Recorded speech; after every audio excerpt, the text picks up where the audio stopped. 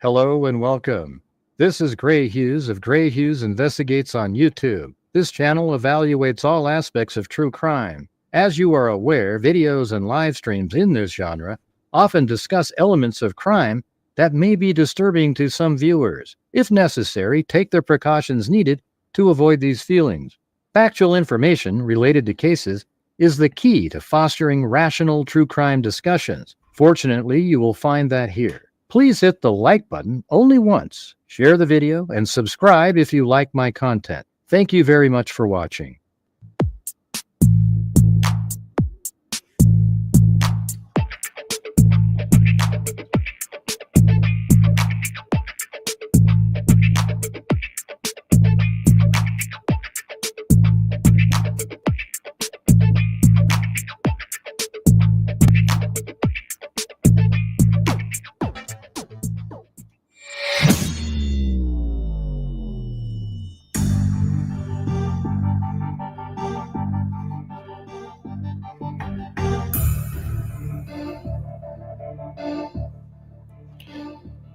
All right, you guys, I got Alison Galvani on, so let's go switch over to the other screen here really quick. There, that one right there. There we go. All right, let me turn down this music. I'm not sure anybody could even hear it, but anyways, we remember a month or so ago we went over the Nancy Galvani case, that crazy one that should be solved out of I think it was near San Francisco. What's the name? Foster City, something like that. Yeah, the Bay Area. Yeah. Bay Area.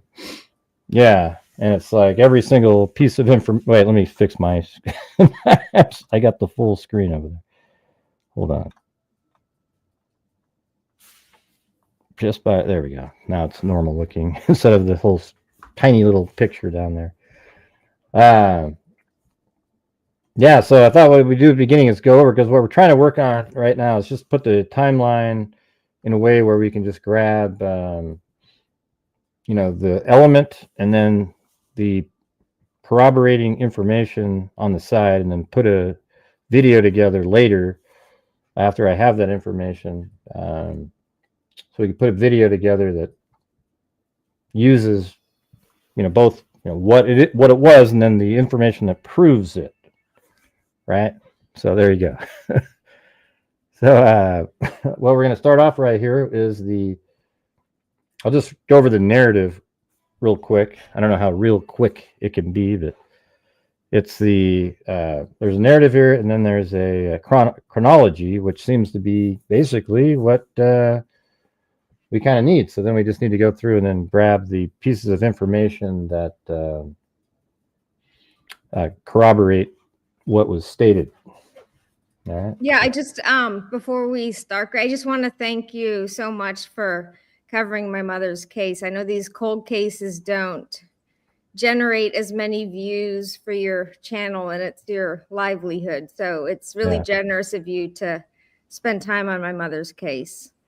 Oh, well, I wish it was more. I wish it wasn't like that. Every case should be as important and interesting to everybody. But yeah, well, it's an interesting case. It's just when people haven't heard of it. I mean, obviously I'm biased, but if it's not well known, people aren't searching for it on YouTube the way that the better known cases are. So no, thank you. Right. Yeah, no. Well, let's get going on it. All right, here we go. So the narrative is, Patrick Galvani was an abusive husband. That's, the husband of Nancy. In 1982, his wife, his wife, Nancy Galvani, was seeking a divorce from him based in part on his abusive behavior toward her and the couple's daughter, Alison Galvani. That's who we have right here as the guest.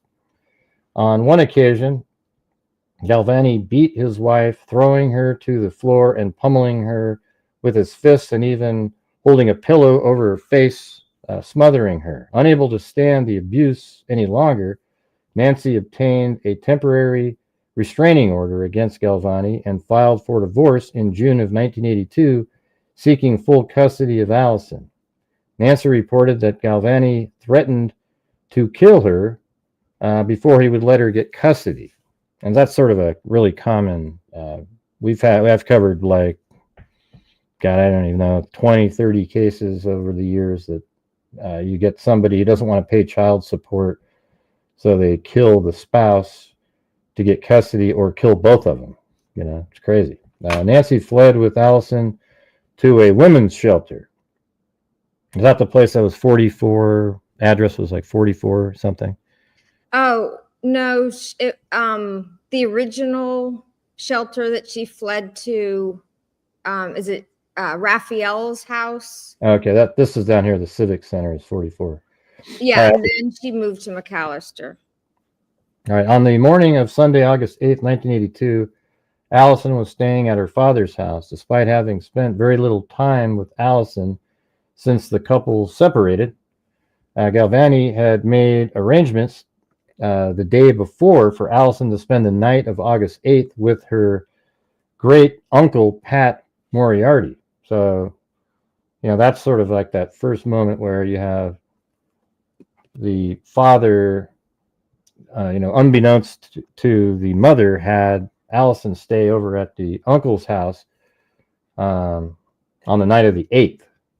Alison had never been to Moriarty's house alone before and pleaded with her father not to make her go. Her father told her it was time to go, and they drove across town to Moriarty's house. Galvani had promised to return for her on Sunday afternoon.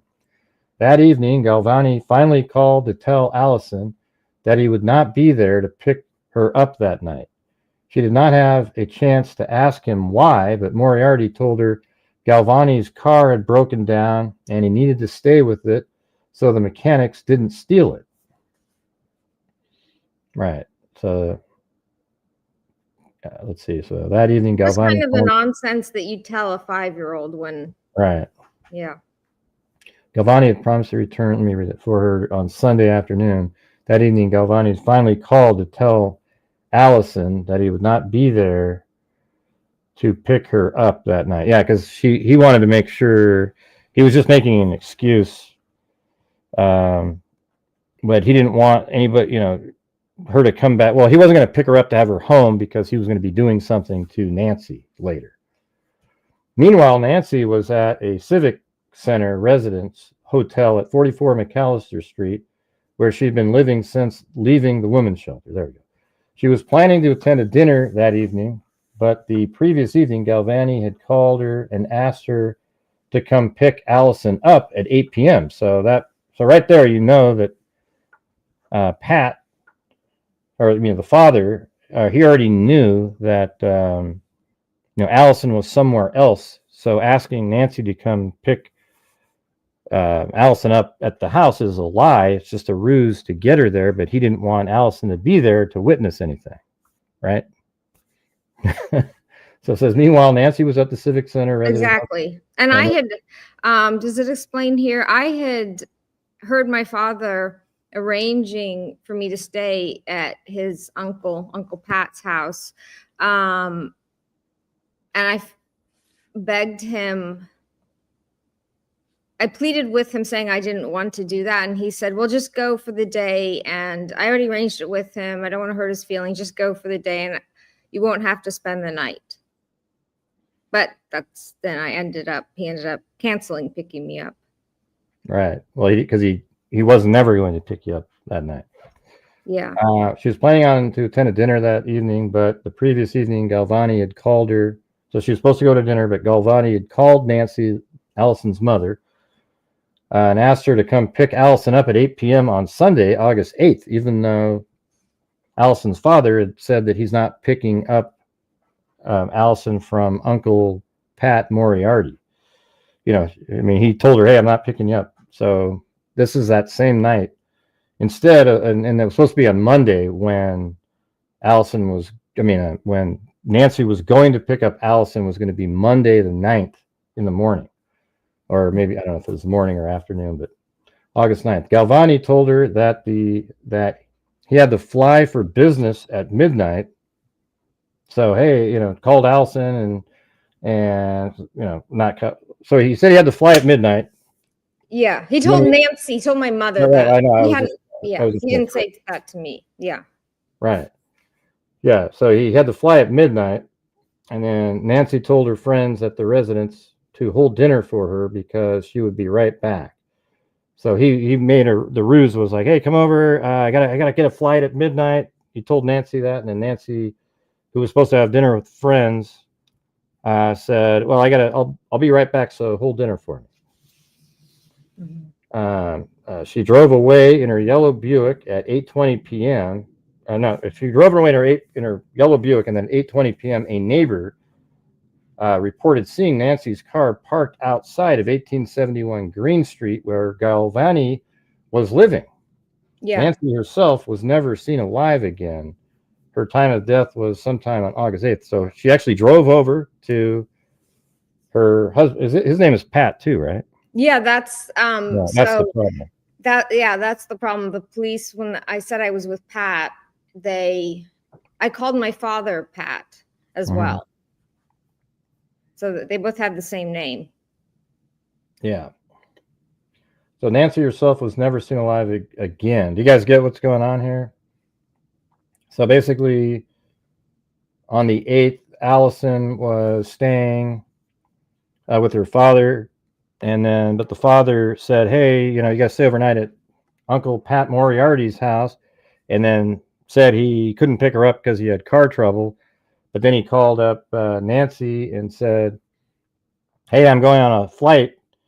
Can you come over and pick up Alison today, the 8th, even though, Pat Galvani knew that Alison wasn't there. And then Nancy, who was going to have a dinner, drove in a really specific yellow Buick over to Pat's house, and Pat Galvani's house, the husband, and somebody actually saw her car there at 8:20, and then nobody saw her alive again after that. I mean, it's just so obvious. It's kind of ridiculous. So I guess we were right there. Let me go down. It's hard to scroll. These pages are just like, they go zip by. Okay, then it says the next morning, August 9th at 11:30 a.m., a neighbor saw Nancy's car inside the garage at 1865 Green Street. So I guess on the night of the 8th at 8:20, the car was pulled in like right here, right in this area. Then the next day, that's the house we were living in. Yeah, like that my father was living in. And were you living in there prior, before your mother? You guys had separate? Yeah. And my bedroom was that front window there over the garage. Right there. Okay. Which is relevant later on. And then right here is the 1865 is where her vehicle was seen in this garage the next morning at 11 something. I mean, so the car was moved by somebody into that garage right there. At 1865, next door to the building in which Galvani lived. Nancy was nowhere to be found. At 2:37 p.m. that same day on the 9th, fishermen reported finding Nancy's naked body floating near the San Mateo Bridge. At first, they didn't know. They even put like a sketch in the paper because they couldn't identify her. And I guess it says that probably right here. At that time, the body was unidentified. Her body was found in a sleeping bag with a rope tied around one end and a 19.5-pound cinder block attached to the other. The cause of Nancy's death was asphyxiation due to strangulation. Ligature marks were found around Nancy's throat. Her body had been in the water between 12 and 24 hours before the fishermen happened upon it. Although Nancy never picked up, this is Tuesday, August 10th to Thursday, August 12th. Although Nancy never came to pick up Alison at Galvani, had asked Galvani, pick up Alison as Galvani had asked, Galvani failed to report his estranged wife missing. Although Nancy never came, well, she did come to pick her up. That's the thing. It's not, she never showed up. Her car is right outside the house. Galvani failed to report his estranged wife missing. Nancy, I guess what it's saying is like, hey, he should have been thinking that the fact that Nancy never showed up,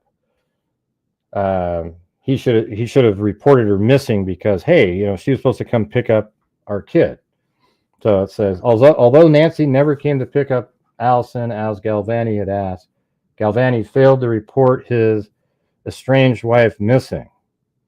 Nancy's friend called Galvani on August 11th to ask where Nancy was, but Galvani still did nothing. Oh, geez. Well, thanks for the super chat there. Well, I Not know required. It's not required. Okay. No, I know. You've told me before that I don't need to. You don't take super chats from victims, but I also know that you depend on this channel for your livelihood, and that my mother's case doesn't generate as many super stickers or views as some of the other. It should though, because it's really it's interesting, and you have everything documented. Yeah. Yeah. I mean, maybe one day it will, hopefully. Yeah. Let's see. On August 11th and August 12th, the Foster City Police Department released sketches of the unidentified murder victim to the newspaper. Another of Nancy's friends, one of Nancy's friends actually called Galvani, insisting that the sketch looked like Nancy. Galvani finally reluctantly agreed to file a missing person report. And then it says, finally, on August 13th at 10:45 a.m., Galvani filed a missing persons report. So even though she never showed up on the 8th, he waited all the way to the 13th, and her car is right outside the front of his house. Boy, you think on the 8th or 9th, 8th in the early, late at night, he would have went, wow, where did she go? She must have been abducted because the car is right outside. I know. So weird. So then instead he waits 5 days. The police recorded phone call that I have with him as an adult. He says, well, the car was in his name. The title was in his name. It was her car. He had a silver Mercedes. She had this ugly yellow Buick. And he said, well, it was my car. It was the title was in my name, and he wanted it back in the divorce. So I almost think that his greed overwhelmed any common sense about being pragmatic that way. He just wanted it. Yep. He sounds like he's just somebody who didn't want to have to pay child support. He didn't want to pay anything. He just basically wanted your mom out of the picture. Yeah. Because remember, there's that one. I don't know if it's in the chronology, but one of the things, if you have proof of, was that part about him enrolling you in a different school. Yeah, he did just a couple weeks before that, and he told me not to tell her. I mean, that's crazy. That's insane. And I did go to that other school. Yeah, I had started at Sherman for kindergarten, and this was during the summer. And then he enrolled me in a Catholic school. Mm-hmm. All right, so there we go. Finally, on Friday, August 13th at 10:45 a.m., Galvani filed a missing person report with the San Francisco Police Department. His behavior on that day was exceedingly odd. He carried with him a yellow legal pad from which he read. When the police asked him questions, he referred to the pad before answering them. The police asked whether Nancy had money, and Galvani replied that she had a checking account, and when they sold their property, she would be a rich woman. Galvani told the police that he had found Nancy's Buick in his garage, but didn't say when.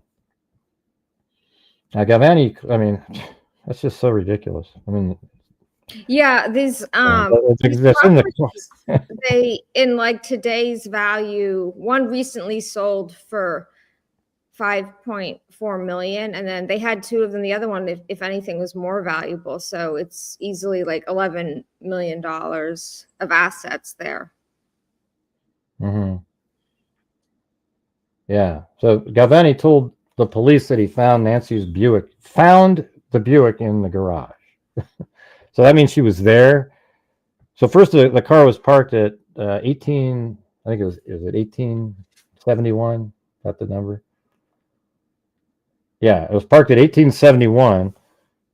And that's when exactly around the time she was supposed to be there, 8:20. Right. But the person saw her car at 8:20, but she might have been there Yeah. at 8:05 or 8:01 or 8. Yeah. And the two people were together, Melissa Mead, who's and the Virginia, who lived in the duplex above it. So they and they knew my mother well, so they were surprised to see her car there. So that memory is like, so they see the car there. That means she's in the house. Yeah, and they were like, well, here's the thing. Circumstantially, there isn't a person in the world that would believe that a killer or like some abductor, as she got out of her car at 8:02, let's say, they abducted her and then went, "Ooh, shit, move the car into that other garage over there." Yeah. Okay, that just is ludicrous. Okay, this is one of those. I mean, obviously she went in the house, and then later he moved it to the other house because he wasn't living there, right? He wasn't living at 1865, but he had, because he owned 1865 as well. He's the only one that had access to both garages. So he could put the car in that garage, but when the police came over, they're going to be looking at 1871. Like right away, or I don't know. Just but then he switched it back. Yeah. Galvani claimed he called Nancy's lawyer, who was representing her in divorce proceedings. Galvani further claimed that his lawyer told him that it was unnecessary to file a missing persons report. Okay, the lawyer doesn't have to do it. A lawyer that never happened. But also it's like, what does that even mean? I mean, you should just be reporting her missing because you're a human being, that there's somebody missing, not because your lawyer said you. Yeah. Nancy's lawyer prepared an affidavit noting that Galvani had never contacted him regarding a missing persons report. Oops. Okay, and that says the following week Galvani is arrested. So he was arrested. The Foster City Police Department arrested Galvani for Nancy's murder on Saturday, August 14th. After securing a warrant, the Foster City Police Department searched Galvani's home at 1871 Green Street. They found at least one set of Nancy's clothing. Oh, thank you, Charleston Amy. You got a hey, thank you. Sticker, or is that a super chat? I don't know YouTube well enough. Must be a super chat. Hey, thanks, Charleston Amy. All right. Let's see. I appreciate everyone's support because I know it makes it easier for you to continue covering my mother's case. Yeah, well, I mean, I don't know. It's just so strange how YouTube is lately. I don't know how to explain it, but it's like with I mean, I've gone over it with the people on my channel many times. So soon after, Galvani was released on $25,000 bail. So he was released right after he was arrested. Quickly. He then entered a plea of not guilty on Friday, August 20th. Soon thereafter, charges were dropped. The reasons why are unclear. Then, number 7, a trail of evidence is uncovered. The Foster City Police Department conducted an investigation into the home that Nancy and Galvani at one point shared at 1871 Green.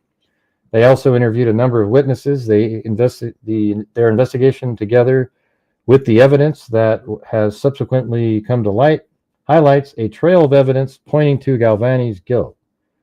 The Foster City Police Department never pinned down why Nancy's yellow Buick moved from one location to another after she had gone missing. Shortly before 8 p.m. on Sunday, August 8th, Nancy drove her yellow Buick from her hotel to Galvani's home. At 8:20 p.m., a neighbor saw the yellow Buick parked outside 1871 Green Street. At 11:30 a.m. on Monday, August 9th, just 3 hours before witnesses would find Nancy's body in the bay, a resident of 1865 Green saw the yellow Buick inside 1865 Green's garage. And then sometime between Monday, August 9th, and Thursday, August 12th, long after Nancy's body had been found, Alison saw the yellow Buick pulling into 1871. So you're the one that saw that? Yeah. And so that's how it was relevant that my bedroom was that room over the garage, and like in the photo that you saw. All right, so it was in the middle of the night. Describe that part again. You're by yourself on the screen. You want me to say that again?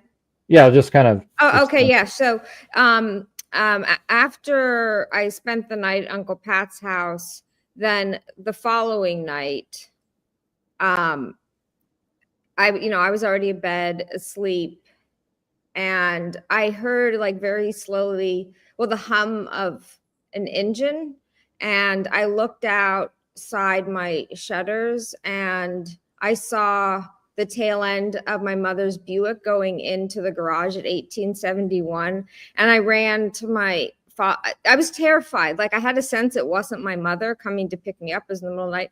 I ran to my father's bedroom, but he wasn't there. And I was just remember being absolutely terrified. But then I was saying to, for instance, my father's mother, who arrived the next day or so, that my mother's car was in the garage, and she was being dismissive of it until, like, she went down and looked, and yeah, my mother's car was there. And but that was before the police even got involved at all. So why do you think he moved it back? Well, he parked. So these were the big cars, from the 70s, the late 70s. I mean, this murder occurred in 1982, but, they were 70s cars. And so normally she parked in 1871 where we had been living. I mean, before we moved out, she and I moved out. We were in 1871. She parked there. My father parked his Mercedes in 1865 Green Street because two modern size cars would probably fit in each garage, but both those wide cars wouldn't fit. And so they had to park in these two different houses. And I think he thought it was a little less suspicious for her car to be in the spot. He thought through it and then he put it back. Yeah. He thought it would look weird that he put it in that other. I mean, it looks weird. Yeah, it's surprising he didn't leave it down by the bridge and yeah, that would make more sense, wouldn't it? Yeah. But he also wanted it. This is the thing.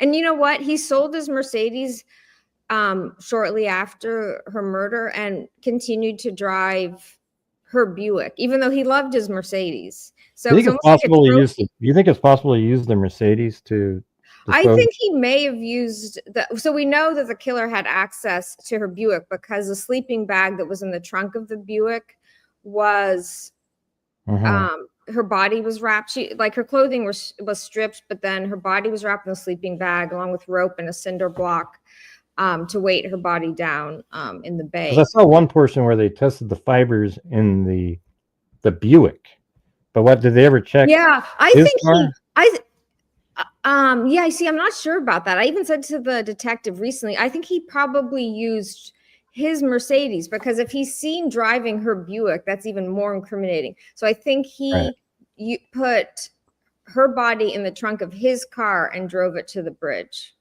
And maybe that would explain some of the movement of the vehicle. Yeah, I think it does. That makes sense because then you move it over there and you move his car into the garage, put her body into because he's in 1871. Yeah, exactly. So he needs his car to be moved into 1871. It's normal because otherwise he'd be carrying her body into the street. But if he moves it into his Mercedes into 1871, then without anyone seeing, he can move her body into the garage. In order to do that, he had to move her car, her Buick, out of the driveway of 1871 and switch the cars around. Right, and that's why I moved it back. See, that all makes sense now. That makes sense. And I always had this memory, and I'm like, why would it make sense that the cars were moved around? Because, and in fact, a tenant from the other building reported seeing my mother's car the morning, after her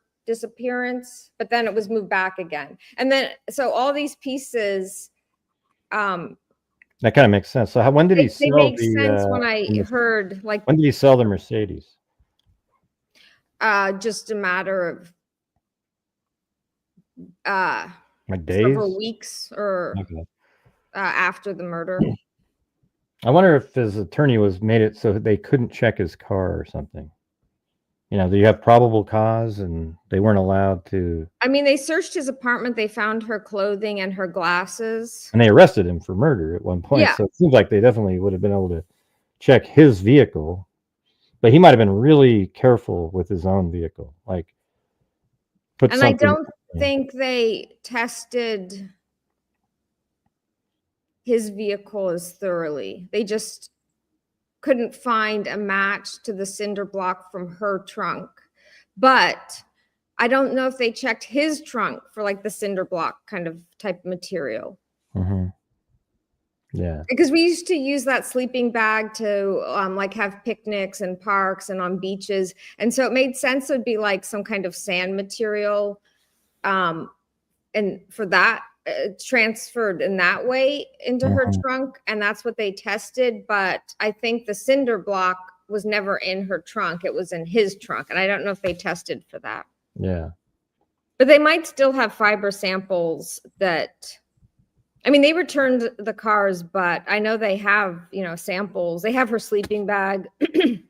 Still, they have, hopefully they took fiber samples from his trunk, but I don't know. Yeah. So right here it says at 11:30 a.m. on Monday, August 9th, just 3 hours before a witness would find Nancy's body in the bay, a resident of 1865, because I guess it was rented too, right? Green saw the yellow Buick inside 1865 Green's garage. Sometime between Monday, August 9th and Thursday, August 12th, long after Nancy's body had been found, Alison saw the yellow Buick pulling into 1871 Green's garage, where the police arrived. Yeah. Can I just say this was written by lawyers, Morrison Forster. You know how lawyers often say like on or around this date. So yeah, we just know it was after I'm pretty sure it was like the night after being at Uncle Pat's. Right. But they put that span there just. So it would have been the 9th, late at night on the 9th. Yeah, I think so. Hey, thanks, Rosemary Romero. Oh, Rosemary, she's so supportive. She's she's become one of my best friends and supporters in this case. Thank you, Rosemary, for. Well, this definitely needs to, and this is ridiculous. Every time we talk about it, it makes me angry. Nobody has access to both garages and Nancy's car except Galvani. Despite the murderer's best efforts to cover its tracks, remnants of physical evidence on Nancy's body remain. The sleeping bag in which Nancy was found came from the trunk of Nancy's car, to which Galvani had access. The rope tied around Nancy's body was consistent with rope from a window sash at 1871 Green Street. The FCPD has failed to test the 2 samples of rope. Nancy was found with red fibers under her fingernails. The in-law apartment of 1865 Green, in which Nancy sometimes stayed, had a red carpet. Fingernail clippings were taken from Nancy's body, but have yet to be tested for DNA. The final, do you think she was ever in 1865 though? How did she get the red fiber from 1865 under her nails? That doesn't make sense. Yeah, I don't know how that might fit in, except I think that's noted because she did have red fibers under her fingernails. And there was this 5th unit in 1865 where my mother had escaped to during some episodes of my father's violence. And my uncle, Ed Snyderman, whose wife, Ann Galvani, was covering the case, apparently she said to Ed, her husband, oh my gosh, the police were so stupid. They didn't check the red carpeting in 1865. And so I don't know what the significance of that is, except that my aunt, who was representing my father, apparently thought that might have some significance, but the police didn't collect.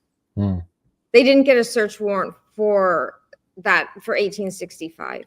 Okay. Then right here, it says the final piece of physical is what came off of Nancy's body, her clothes. 2 witnesses who had seen Nancy earlier that evening, So, remember she was supposed to have dinner. Described her attire in detail to the Foster City Police Department. They found an outfit matching the same description in Galvani's home. So here you have Nancy, who's moved out with her daughter Alison who's with us right now. They move out. They go to a women's shelter, then I guess another place after that, and she's going to leave behind a matching set of clothing inside. Yeah. Pat Galvani's house that's exactly the same as what she was wearing the day that she goes over there. And it's described by two witnesses, not one witness, but two. They described it first, and then after the detailed description, the police then found clothing matching it and then asked the witnesses to confirm. So and she was found nude, you guys. So inside the sleeping bag. So there you go. The clothing was inside of his house. I mean, he's kind of an idiot. Even her glasses too. He's kind of an idiot. The only reason he's not. I know. I don't know what it is, but somehow he escaped justice. I mean, for all these years, he is a moron. Okay. He has a very connected lawyer, John Kecker, who donated a lot to like the political campaigns of the DA, and very high powered, like he represented the Pelosi family. Not that there's anything wrong with that, but just to give a sense of how connected he's like a celebrity lawyer. I think there is. I think there's something wrong with it. I'm just kidding. All right. Anyways, so then we're down to Galvani. Oh yeah. So Rosemary's asking. She was found wearing underwear, and she wasn't sexually assaulted. So he stripped her clothing, but not her underwear. Okay. Yeah, but I mean, so she was found basically nude. And he took all of her clothing off. So the clothing probably had maybe evidence that I don't know. Because did he wash the clothes and fold it up? Did he fold it up and everything? I wonder if he put it in I don't know where it was found. And because it was found within the week, trash collection just once a week, for all I know, it could have been found I just know it was found in his property. It could have been like in the garbage, for that matter. He was probably trying to make it look like. I mean, the police know that. I'm just not aware of that. He was trying to make it look like she was assaulted or something, and then. I don't think he was. I think he thought her body was never going to be found because he had waited down. But why did he take the clothing off? Why did he take Sorry. Right, I get what you're saying, but why did he take the clothing off of her? I think maybe if she was found, to reduce her identification, or he got a kick out of demeaning her in that way. This was driven by. Maybe he had her take the clothes off first before she was even killed, just to embarrass her or whatever. Something like, hey, and. I don't know. I don't know. It's just kind of strange. I mean, he strangled her, right? So. It's kind of like the Delphi killing, but I think the motive, the motives were different for that. But I think he strangled her. I think he probably, strangled her and then removed her clothing. Yeah, it'd be easier though. Does he have a gun or anything? Like he could have just forced. I don't think a gun was involved. I think she was hit on the head. Her skull was fractured. I think like he's probably first hit her on the head and then strangled her, like to weaken her. But he takes the clothing off of her and he leaves it in his house. I mean, that's just ridiculous. Yeah. Anyway, so he thinks through all this other stuff, but then he. I mean, maybe I'm not sure where the clothing was found. He could have put it in the trash, and he wasn't expecting her body to be found at all. And it was found the next day because it wasn't weighted down sufficiently. And where did they find it? Where did they find her clothing though? They found her clothing in his house, but I don't know where in the house. What I'm saying is because like San Francisco trash collection is just once a week, they searched his house within the week. And so it could have been sitting there in the trash, and he was expecting the trash to be collected before the search warrant. He wasn't anticipating the search warrant. All right, so then Galvani runs out of alibis. The Foster City Police Department never fully ascertained where Alison was on the night of the murder. And Alison's right here with us. In truth, she was with her great uncle, Pat Moriarty. She always referred to her father by his first name. And I guess that's weirdly, I mean, it is weird to call your dad by its first name, but it's also like, because of that, it created problems, which is really strange. You know, she called her dad Pat. And so when he said Pat, they all thought it was the uncle, Pat Moriarty. When the police asked 5-year-old Alison where she had been that night, she told them simply Pat. The police pressed her no further. So the police believed that she was with her father, Pat. And it just so happens that she calls her dad Pat, and then also Pat, the uncle. Strangely, Moriarty knew that Alison told the police she was with Pat. So let's see. Strangely, Moriarty, that's the uncle Pat, knew that Alison told the police she was with Pat, a fact that only someone who had witnessed Alison being interviewed could have known. Galvani, of course, was present when the Foster City Police Department spoke to her. The Foster City Police Department, however, did follow up on Galvani's claim that he was on a business trip. The Foster City Police Department contacted approximately 6 airlines to confirm if Galvani had reservations ticketed. None replied in the affirmative, so he didn't have a plane ticket. Yeah, he wasn't going anywhere.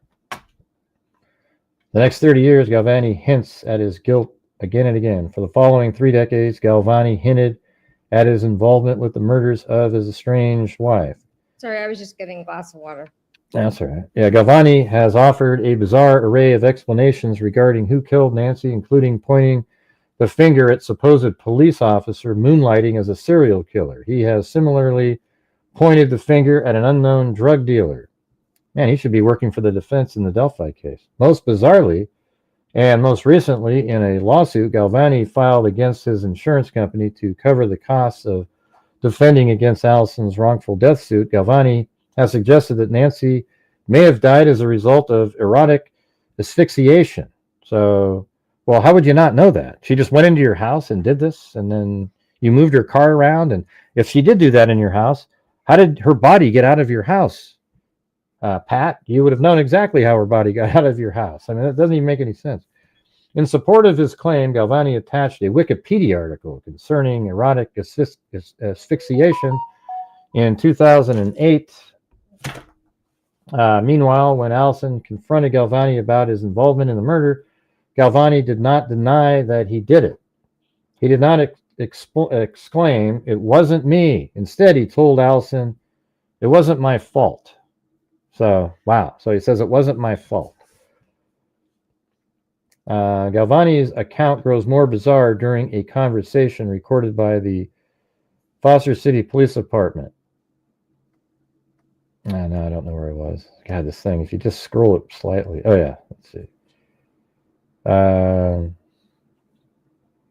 Alison followed up with a phone call recorded by the Foster City Police Department. So she actually called her dad, and then they had it recorded in 2010. During that call, Galvani again alluded to his involvement. He told Alison, "Nancy's death was the best thing that could have happened to you," saying it to Alison. "I didn't like her. The only reason I would have killed Nancy would have been out of protection for you. And I would have killed her in one more day had I been given the chance." I'm not sure what that means. The Foster City Police Department has recorded copy of this phone call on file. "I would have killed her in one more day." Yeah, he says that in the police record. What does that mean? One more day? When he was saying like, "Oh, it was the best thing that could have happened to you. You'd be a druggie. You wouldn't have the education that you had." And he said, you know, if he had done it, he would have done it for me. And he was planning it, but he was going to kill her the next day, but someone beat him to it. So therefore he didn't kill her. That's also the police have that recorded. Because after they came. Sounds like OJ at this point. He's like, "OJ, hey, if I did it," the book. Yeah, exactly. It's ridiculous. During the same phone call, Galvani waffled regarding his true whereabouts on August 8th, 1982. On August 8th, 1982, Galvani told Alison's great uncle, Pat Moriarty, that he wouldn't be able to pick up Alison because he was having car trouble. Moriarty shared this story with Alison. In the early 2000s, Galvani then told Alison that he wasn't able to pick her up because he had too much to drink at a local bar, Perry's. During the recorded phone call, Galvani was trapped and offered a tepid explanation. That's right, I didn't feel like I could drive, and the car broke down. Both are true. Yeah, because I pressed him on like his inconsistency of explanation, and he said, well, both are true. So let's see. He had a plane ticket to get out of town at midnight, but then his car broke down, and he went to a bar and got drunk. Wow, that's amazing.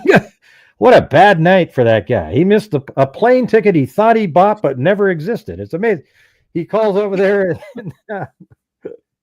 Oh, Jesus. The San Mateo District Attorney's Office declines. But highlighting it, even though it's funny, like highlighting it in that way, it's funny because it's so absurd, and that's what you'd want the jury to understand. You know, Right. I think that would be the way you would highlight it to a jury.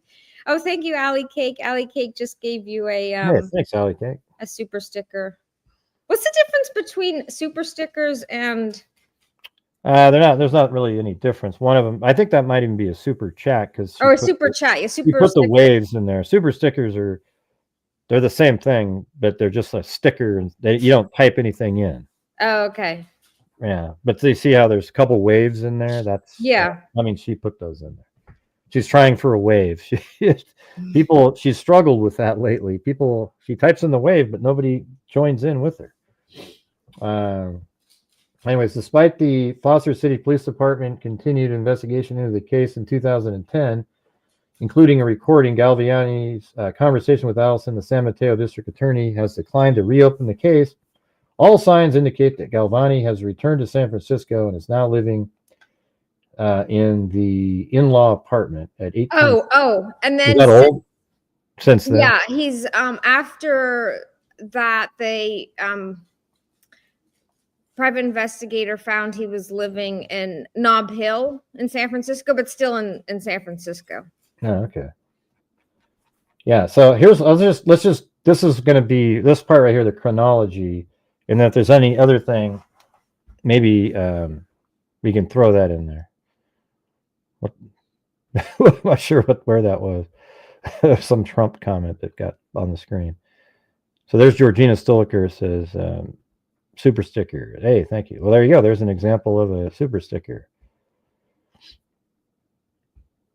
Let's see. The problem with Patrick Galvani's guilt is in the timeline. His lies to cover up his track. Yeah, I mean, the whole thing is just, to me, it's just so obvious, everybody. Patrick Galvani's long history of violence. Oh, thank you, Mark. So I'm just kind of wondering, I mean, I think I can almost use, I mean, during their marriage, so this is basically the same thing, right? Georgina. So during their marriage, Nancy Galvani and Galvani frequently fight. And then this affidavit of Edward Snyderman, it's in here, right? It's in the same packet, right? Oh, yeah, it's in there. So how about all we need to really do, because we just went through the whole case again, right? Well, maybe what are the parts that we didn't talk about? Because I was thinking I could just use this, but then we need to go through these bullet points and any part that you need to make a statement that I could put in the video and then back it up with some of the other information. Because all of this is in there, right? The San Francisco Chronicle article. Well, there's also the history of violence that I observed, like smothering her with a pillow, which is particularly pertinent because she died through asphyxiation, and she regarded that. Well, can you put your picture on the screen and then? Sorry. Yeah, I was letting a dog out. That's okay. Let's see. Let's just put you up here. Why don't you explain what you remember seeing? What is that? Is that a Maltese or something? Or what? Yeah, she's a Molschi. Oh, that's right. Can I just let my dog in? Sorry. Yeah, that's okay. I don't care. Okay. I can. You don't have to be. Let me just move you. I'll go back to like that's how it normally is right there.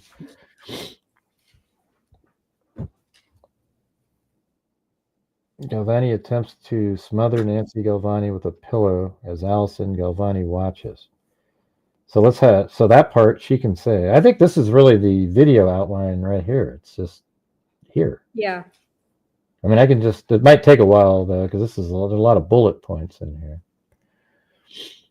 So I think what you need to do is like let's just go through each bullet point, and then the one that you need to have your own observation about it. I mean, meaning like you're the witness, one of the witnesses that is then backed up by something else, right? Maybe say that, okay? So let's see. The first one is during their marriage, Nancy Galvani and Galvani frequently fight, and then there's an affidavit of Edward Snyderman, and then notes from interview with Millicent Mead. So that might be enough there. But then the next one is Galvani attempts to smother Nancy Galvani with a pillow. Yeah, and Alison Galvani watches. Now go ahead and explain that. So yeah, I heard my parents fighting, and I remember thinking like this is worse than normal. And I ran into my parents' bedroom. My mother was lying on the bed. My father was like straddling her. His knees were like pinning down her arms. And there's this large square Laura Ashley pillow that actually she had sewed herself. And he was pressing it over her face. And I was then begging him to stop doing that. And he would lift up the pillow and then put it back down. When he would lift it up, I remember saying like, listen to your daughter, listen to your daughter. I was like begging him to stop. And then he did stop. And actually that incident is described in her diary as well. And I think that was the final act of violence that she viewed, according to what she told her friends, as an attempted murder, that and that he would have murdered her if I hadn't been there. How old were you at the time? I would have been 5 because I think that was she noted the date. It was during my kindergarten school year, so I would have been 5, and then she left him at the end of the school year, so at the beginning of the summer. And then how old were you during this? Were you 6 during the? No, I was still 5 when she was murdered. She was murdered in August. My birthday's in October. Oh, thank you, Patty Playhouse. Patty Playhouse. All right, so now we're going to move on to Patty's Playhouse is a wonderful channel, and she's been really supportive, mentioning my mother's case several times. Yeah, we kind of every once in a while I bring it up in the back, like discussing something else. Just some random anecdote from this one. It's crazy. It's just, anyways. So we're on June 1982. Nancy files for divorce, and then there you go. We got excerpts from the journal of Nancy Galvani, and that's probably just a known fact. I don't even know if you need to. Is there like a document out there that shows that she filed for divorce? Do you have anything like that? There are divorce documents. Okay, well maybe if you can find. And that. In fact, are they in this? They're not in this PDF file, though, right? You mean in the binder PDF? Yeah, because I want to put like pieces. There is a newspaper article that says the judge in the divorce was requiring my father to be out of 1871 Green Street by the end of the month. Mm-hmm. And actually that would have been July, but he was still there in August. He was supposed to leave. You see, I think that's one of the things that he didn't want to leave that house. Mm-hmm. So I think that was one. What we're trying to do right here is just get those like quick. Okay, yeah, sorry. I like go off on tangents. No, it's okay because you have a lot you're thinking about. What I'm saying is like This says Nancy files for divorce. Then right now we put on the screen, boom, here it is. Here's a screenshot of the divorce filing. Boom, that's it. You don't need anything more. And then it's Nancy obtains temporary restraining order against Galvani. Does that exist as a document? Yeah. Okay. So then there's also San Francisco Chronicle referring to it. Summary of Foster City Police Department investigation, right? So is that all in this document? This PDF? Yes. Yeah. Oh, can I say one more thing about the pillow incident? Well, yeah, There's you a can say whatever quote you in the newspaper because he responded to that and said, and when I'd asked him about it, he said, oh, he was doing that to quiet her down for the neighbors. And that's what he told me personally. But it's also the statement that he made in his divorce filings that he put a pillow over her face to deaden the noise. I remember that was his word, to deaden the noise for the neighbors, and that Nancy then conked out. Man, his excuses were funny. You know, hey, my wife's yelling, so I'm going to go grab a pillow and jump on top of her and press it down on her face. Yeah. Yeah, that's not normal. You know, nobody does that. Hey, but you see, as a kid, I just normalized what was happening around me. Like I didn't appreciate. Mm-hmm. It's just so his excuses on everything are just, you know what he is? He's the perfect. Let's see, what is it? What a tangled web we weave when at first we practice to deceive. That's exactly him. Like he'll say one thing and it's like, oh wait, that's right, I forgot that, and then he throws another one in there, and that's where you get the crazy thing about my car broke down. I was at a bar, but I had bought plane tickets to go to another. You know, it's just like Jesus. You know, he forgot all. You know, when you're telling the truth, you don't get trapped. That's why when really good criminals use the truth and weave in a little bit of fabrication to, make them appear innocent. But in this case, he just kept throwing out one haymaker lie after another, and they just didn't work together. So, yeah. When you're telling the truth, it's easy to remember because you're just telling the truth. You're just saying it. When you're lying, you have to remember, what was that thing that I said? Oh, that's why it's like, oh, I had too many beers. My car broke down. I was going out of town for business.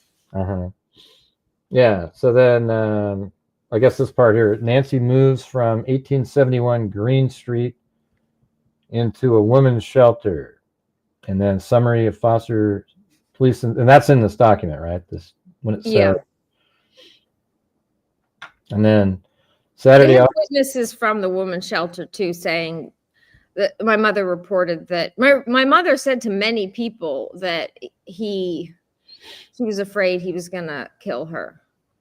But my father said, oh, she has mental illness and she's paranoid. And that's why she thinks that's why she's telling people that I'm trying to kill her. And then on Sunday, August 8th, that's the day that you were sent over to Pat Moriarty's house. And that's the day that he told your mom to come pick you up at around 8. And she did. She went over there. Saturday, August 7th. But it says Sunday, August 8th, and I'm not sure why it says 7th here. But August 7th, Galvani calls Nancy to tell her, she needs to pick up Alison by 8 p.m. Now, who are the witnesses for this particular thing? You know, like, does your friends know that? I think it's a woman, Nell Tanner was her name, and Howard Histed, maybe. There's 2 people. And also her diary. It's in her diary. Remember, you saw my her I've seen it. It's in I think it's even in this document. Yeah, the police have it. I mean, actually, like I only have it because they gave me a photocopy of it. That's right. It is in the. Okay, I've seen that. And then it also looks like excerpts from Journal of Nancy. Oh, there it is. That's it. So Sunday, August 8th, 1982, Galvani sends Alison to stay with her great uncle, Pat Moriarty. Affidavit of Edward Snyderman. And that's that's pretty interesting because that's somebody talking to Pat Moriarty, and he said that you did stay there. That's the one I'll probably use like a different, like a voice, like he's saying it or something. Yeah. Yeah, Ed Snyderman, it's pretty powerful. His affidavit is in there. Then Sunday, August 8th, 1982, between 7:30 and 8, 4 witnesses, Melody Mills, Howard Histed, Catherine Marshall, and Nell Tanner, see Nancy leave her Civic Center resident hotel in her yellow Buick to pick up Alison. Right, so that would probably put her over there right around, 8:10, whatever, something. Maybe 8:20. I don't know exactly. I haven't checked to see how long that would take. You know how long it would take? Have you looked that up to see how long it would take? Yeah, do you remember you looked it up? It's between. Let me put that on the screen. Yeah, between 7 and 9 minutes. So was he over here at McAllister Street? Yeah, 44 McAllister Street. Okay, yeah, it's probably not that far then. Hey, Jay Case. Good afternoon, y'all. Just back from a month-long holiday vacation. Oh, thank you. That must have been nice. Nice to see you all. I remember you covering this case, Husey. Good to see Alison and the freaks. I am from Santa Cruz, near where this occurred. Well, there you go. That's really generous, Jay Case. And also, another friend of mine, I saw a super sticker. Shelly. So Gray, you've reached your target. Gray has a target. A target. I try to have I put a target in there, but some days you want. I know some days you hope it's better, but less. For Jay, for Gray's livelihood, he aims to make $250. I try to do that like on a show because we get the YouTube takes a percentage, and then at the end of the month I try to raise enough where I can give a money too. That comes out of my ad revenue also. It's not. But even if you don't, that's super generous of you to donate to some of it to charity, but like this coverage that you're doing itself is doing a lot of good, and I want to see you compensated so that it's sustainable for you to cover cases like my mother's. Yeah, well, I say the same thing on my show, but I don't say it as artfully as you just did. I try to tell people, hey, listen, even when I'm not covering the huge cases out there, but people right now, the economy still isn't that great, so I guess we have to wait till things kick in, maybe see how things go. Who the hell knows? But yeah. All right. So where were we at here? Galvani sends Alison to stay with her great uncle. That's on the 8th. And then 4 witnesses saw her drive away in her yellow Buick to pick up Alison. And then there's a points for discussion for DA. Okay. So what's this mean here? Like, is there any proof of this somewhere? That's sort of like the proof of this, but that just looks like. Oh yeah, the original police have statements from Melody Mills, Howard Histed. I can probably just do a search for Melody Mills. These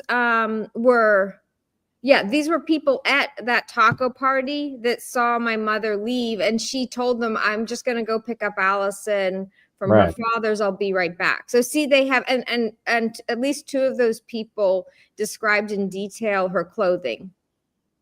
Mm-hmm. Let's see, that was right here. And then Sunday, August 8th, 1982, Galvani calls Alison at Moriarty's house. Let's see. Yeah, to tell her she will need to spend the night there. Now, there's no corroborating information there, so how about we use you here? Do you remember that? I'm sorry, I just was distracted by the chat for a second. What was the point? Well, the point was, it says right here, Sunday evening, Galvani calls Alison at Moriarty's house to tell her she will need to spend the night there, but there's no corroborating. Just my memory, so I could testify to that. Yeah, so just go ahead and say it. Right. Oh, I see. So yeah, as I, I wasn't comfortable going to Uncle Pat's house at all. It's elderly man's house, so I never spent any time alone with him. We rarely saw. So, I was waiting for my father to pick me up, and it was getting darker and darker. And then eventually the phone rang. Well, no, well, skip your, you went past the part. So it's like Sunday, August 8th, Galvani calls Alison at Moriarty's house to tell her she will need to Oh, spend the that night. is no, I was just getting there. So the phone rang. My uncle spoke to my father. I actually didn't speak to my father. So, when it says called Alison, called where Alison was, I think is probably more accurate. And then Uncle Pat told me, Hey, wait, let me, I'm not, I want to do it. I want to do it where it would look when there's a video made. All right. So start by going, yeah, it was weird that, I mean, I was staying with my dad, and then for some reason, I don't know why, he had me stay over at my uncle's house. And then while they, go start from that part. Do you want me to describe how it was odd, me even hearing that my father was arranging for me to stay there? Or do you want me just to start from when I was at my uncle's house? Well, I would just say, like, yeah, maybe it was weird that you were being sent over to your uncle's house. Yeah, no, it was really weird because I had spent very little time with my father that entire summer. And then he also didn't discuss with me like my mother normally would if I was going to a friend's house, like my age, like a peer, another 5-year-old's house. I just heard him on the phone arranging for me to spend the night Sunday night at his uncle's house. When he hung up the phone, I told him I didn't want to do that. It struck me as odd because I'd hardly seen him all summer. And even though he was fighting for custody of me, then for arranging me to spend the night somewhere else. And I pleaded with him not to send me to his uncle's house. And he said, as a compromise, I would go to his uncle's house just for a few hours, and I wouldn't have to spend the night. But then once he had me at Uncle Pat's house, it was getting darker and darker, and he wasn't coming to pick me up the way I expected he was. A telephone call came in. My Uncle Pat spoke to my father and then relayed to me when he hung up the phone, "Oh, your dad's car broke down. He can't get you today after all, so you have to spend the night." And I remember saying, like, well, can't he take a taxi to get me? And Uncle Pat said, "Oh, no, he has to stay with the car to make sure the mechanics don't steal it." Boom. Hey, everybody, that was it right there. You see how the way she told that? That's how it's got to be on there, just like that. Like that, you said it right through in order, and that made total sense. Yeah, so he never told you, it was your uncle that was on the phone, and now that actually matches what it says up above earlier. So yeah, I think that's kind of the way you do it. And then so we go through these bullet points, and then boom, you say that. And then the next one, I mean, this might take a while to make this video because there is a lot of bullet points. Well, I'm not the most articulate person. I go off on tangents and I stall. And well, no, you're very articulate, but you do the you go all over the place. Yeah. So feel free to edit out my tangents. Well, I guess that's the point. You're just gonna take the clips that are pertinent. Yeah, but and I also keep looking over at the chat to thank people for joining. Murder by Maestro, Eric. Eric's an attorney. He wrote a letter to the DA advocating for my mother. Murder by Maestro has been so helpful in putting together materials. In fact, the reason why I was able to successfully transfer the binder for you is that Murder by Maestro condensed it to a zip drive. Gladys here, she's another friend who's from the Bay Area. Mr. C. Did you see Mr. C's dog? It's a little Maltese. Mr. C, is your dog a Maltese or a mole sheep? Looks like one. Yeah. Well, it looks like it could be more like yours, the hair. Maltese, we have a Maltese. It's just Mr. like, C rescued the that sweet little dog is, if I remember correctly, is actually blind and was abandoned at a bus stop in multi-poo is what they Oh, do. multi-poo. Okay, yeah. All right. So let's go. What are we at here? We're at Okay, Sunday, so August tangents. 8th, 1982 at 8:20 p.m. Neighbor Millicent Mead in Virginia, Junkie or however you pronounce that. See Nancy's. How do you pronounce that? Juhnke. Do you know? Is it like Which one? Junkie? I'm not good with pronunciation of names. Virginia Junkie or something like that. Oh yeah, Virginia. How do you say that last name? I probably won't be able to say it any better than. Okay. I mean, I knew her. It's just like I knew her as Ginny, and. Oh, okay. Well, maybe that's it. Yeah, and Melissa Mead, they're the ones that saw my mother's car in the driveway. And okay, it was a duplex at the time, so they like knew my mother really well. Like they lived above us. And this is in there, the interview with Millicent Mead. Okay. Then Sunday, August 8th, 1982, between 8 p.m. and dawn, Nancy dies by asphyxiation, and notes from the autopsy there. Then I think that's next is here. Monday, August 9th, 1982, 11:30 a.m. Neighbor Thea Leonardis sees Nancy's car parked, and it looks like points for discussion with DA at 3, and then summary of Foster City Police Department investigation. So there you go. And it was in the garage at 1865. Monday, August 9th, at 2:37 p.m., fishermen discover Nancy's body in a sleeping bag, bound with rope and weighted with a 19.5-pound cinder block, which that's kind of stupid just in general. I mean, you'd have to have like hundreds of pounds. When a body, I mean, not to get morbid, but when it decomposes, it fills with gases. Yeah. But in this case, it was so early that it took little gases to still float. Well, it was barely submerged. I think he dumped her body in like shallow water, a shallow area. Yeah. And I'm not that it's funny, but the guy's a freaking moron. This guy's like a, I'm just saying. I know he, yeah, I don't know. I would have thought he was smarter. What's weird is he did nothing intelligently, and yet he hasn't been. Yeah, and he still got away with it. Exactly. Right. It's like it just almost seems absurd. Yeah, and I don't know. Does it have there that he tied around her body? Like, oh yeah, they said that he was a knot that he knew how to do. Yeah, and I've seen him, and my husband for that matter, like that's what he would do with ropes to lift heavy things. Like that. Okay, let's see if it's in this thing, and if it's not, then maybe that's something you can maybe jot that down as a note real quick, and then throw that in there. Yeah. Oh, and with people saying like the police, I mean, not that the investigation was perfect. The police, Foster City Police have always thought there was overwhelming evidence from when they first started collecting, and it's really the DA. They've tried to get the DA to prosecute the case multiple times. It's really the DA that hasn't been willing to take on the case. I think apparently they're looking at it.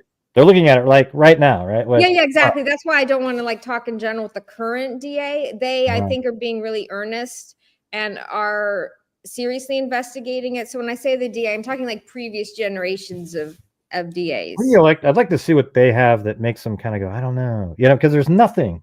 The police say there's nothing. They say, in fact, there's even more evidence than I'm aware of, but they don't tell me everything. You got sometimes.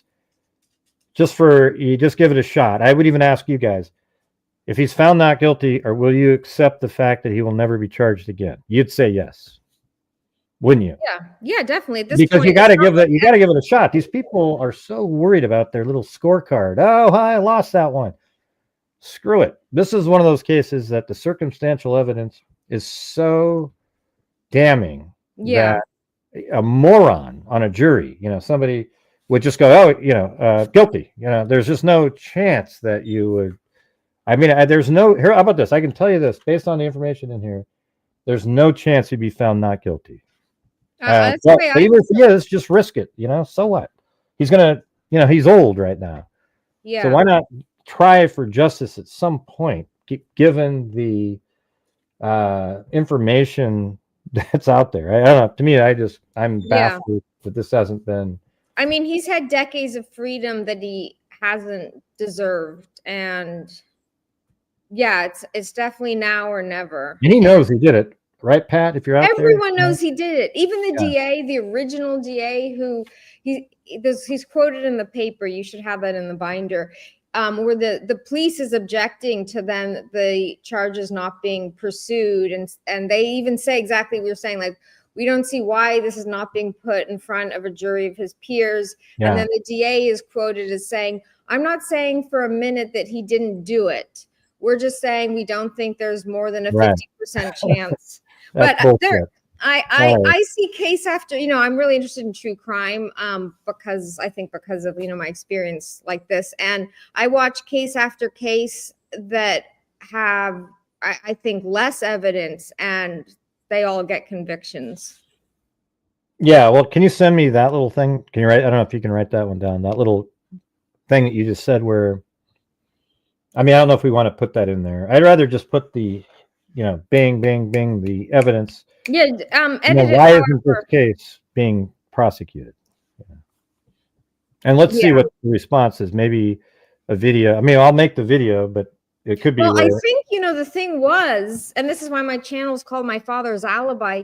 He claimed I was with him the night of the murder in this like San Francisco apartment, where if this violent crime had occurred, like his lawyers argued, oh, well, the little girl would have overheard it. Let me ask you something. When they asked, so they just stopped asking you once you said Pat, like they never said, but that means they thought that you were there. So didn't they ask you questions about like, hey, so did your mom ever show up? What happened? I think they did ask me, and I said that she didn't show up, but for whatever, the interview they didn't realize I was not with my father. So they believed I was his alibi, and his lawyers were claiming that. And so, but if you're the alibi, wouldn't they say, well, your mom's car's here, didn't she come into the house and like kind of? Oh, they thought the car was very incriminating. They did arrest him. No, but why didn't they know? But what I'm saying is they would have asked you more questions, like, hey, did you ever see your mom come into the house? Or, because that was 8 o'clock. Didn't you see her? That seems strange.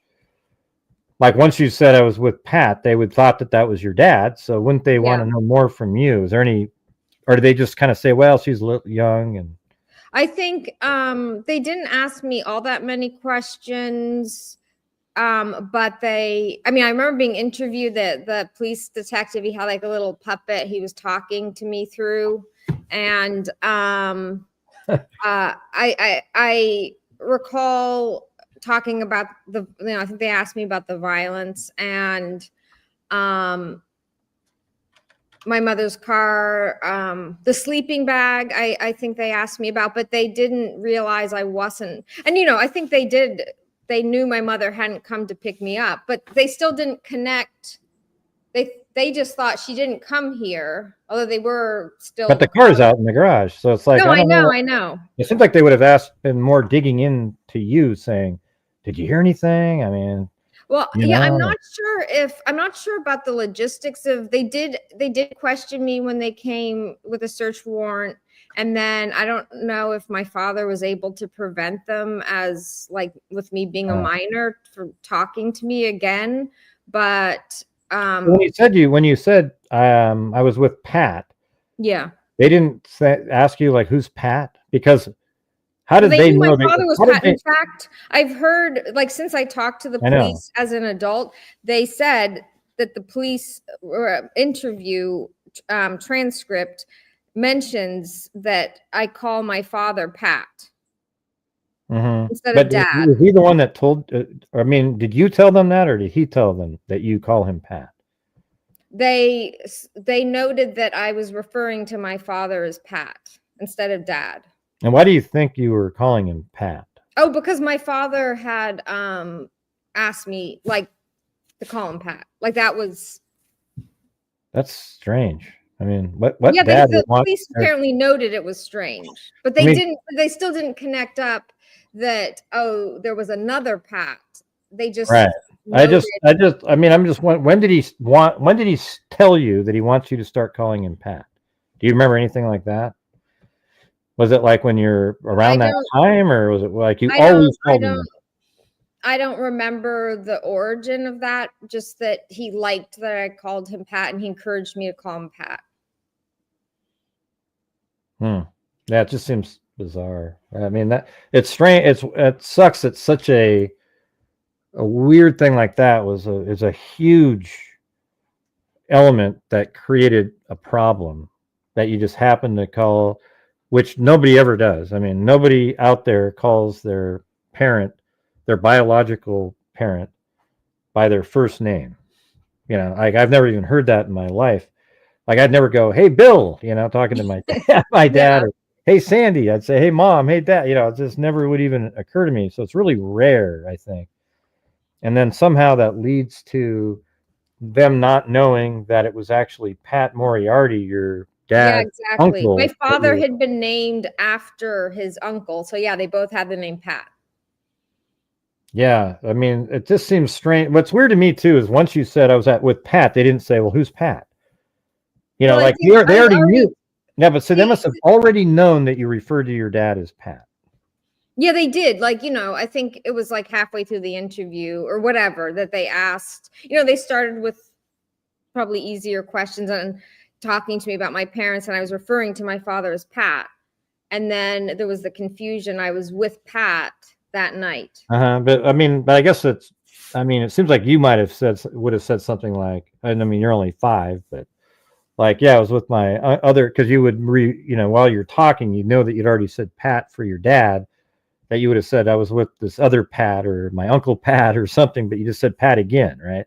So they didn't know. I guess the police. So I don't think it was recorded. I think the police wrote a summary of it. And all I know, I haven't seen that summary except my when I was then again talking to, it was a new generation, but Foster City Police, when I contacted them as an adult, and I did go for further interviews as an adult, they asked me to describe everything. And the detective actually said, "It's amazing that your memory fits so well what you told us at the time, that often victims aren't even that consistent days apart." Yeah, you do seem to have pretty good memory, and really good Well, I detail. think the trauma encapsulated. And Like then that he didn't show it to me, but he held up piece of paper, it was and said, "And this is all that was, this was the entire summary," it kind of indicating it was insufficient and by modern standards.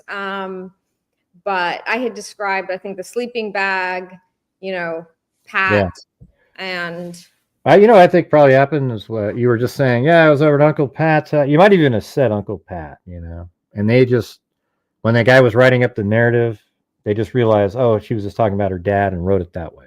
Yeah. You know what I mean? And my father's attorneys would have seen that transcript, and they were pushing, I know, because my aunt was one of the attorneys. And if you get to Ed Snyderman's transcript, it describes in detail about the Pat Moriarty confusion.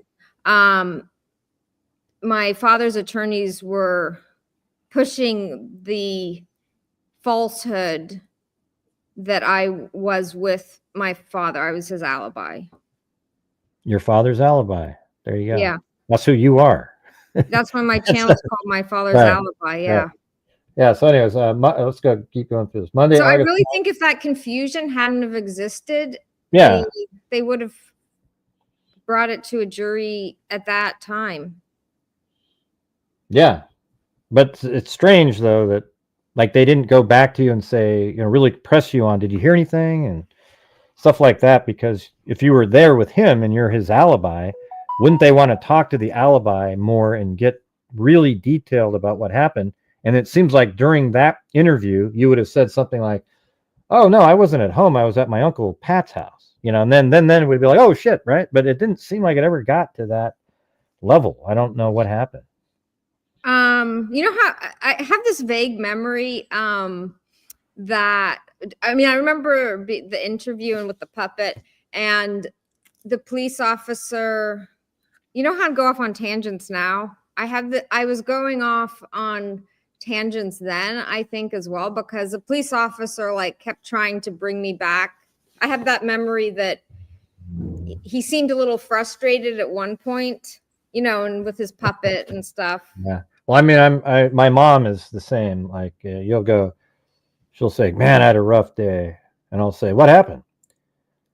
Well, I woke up in the morning and first of all, I had a cup of coffee, and then the coffee machine broke, and then it goes on and on. Like the whole day is explained, and then I said, "Well, what was the thing that you were?"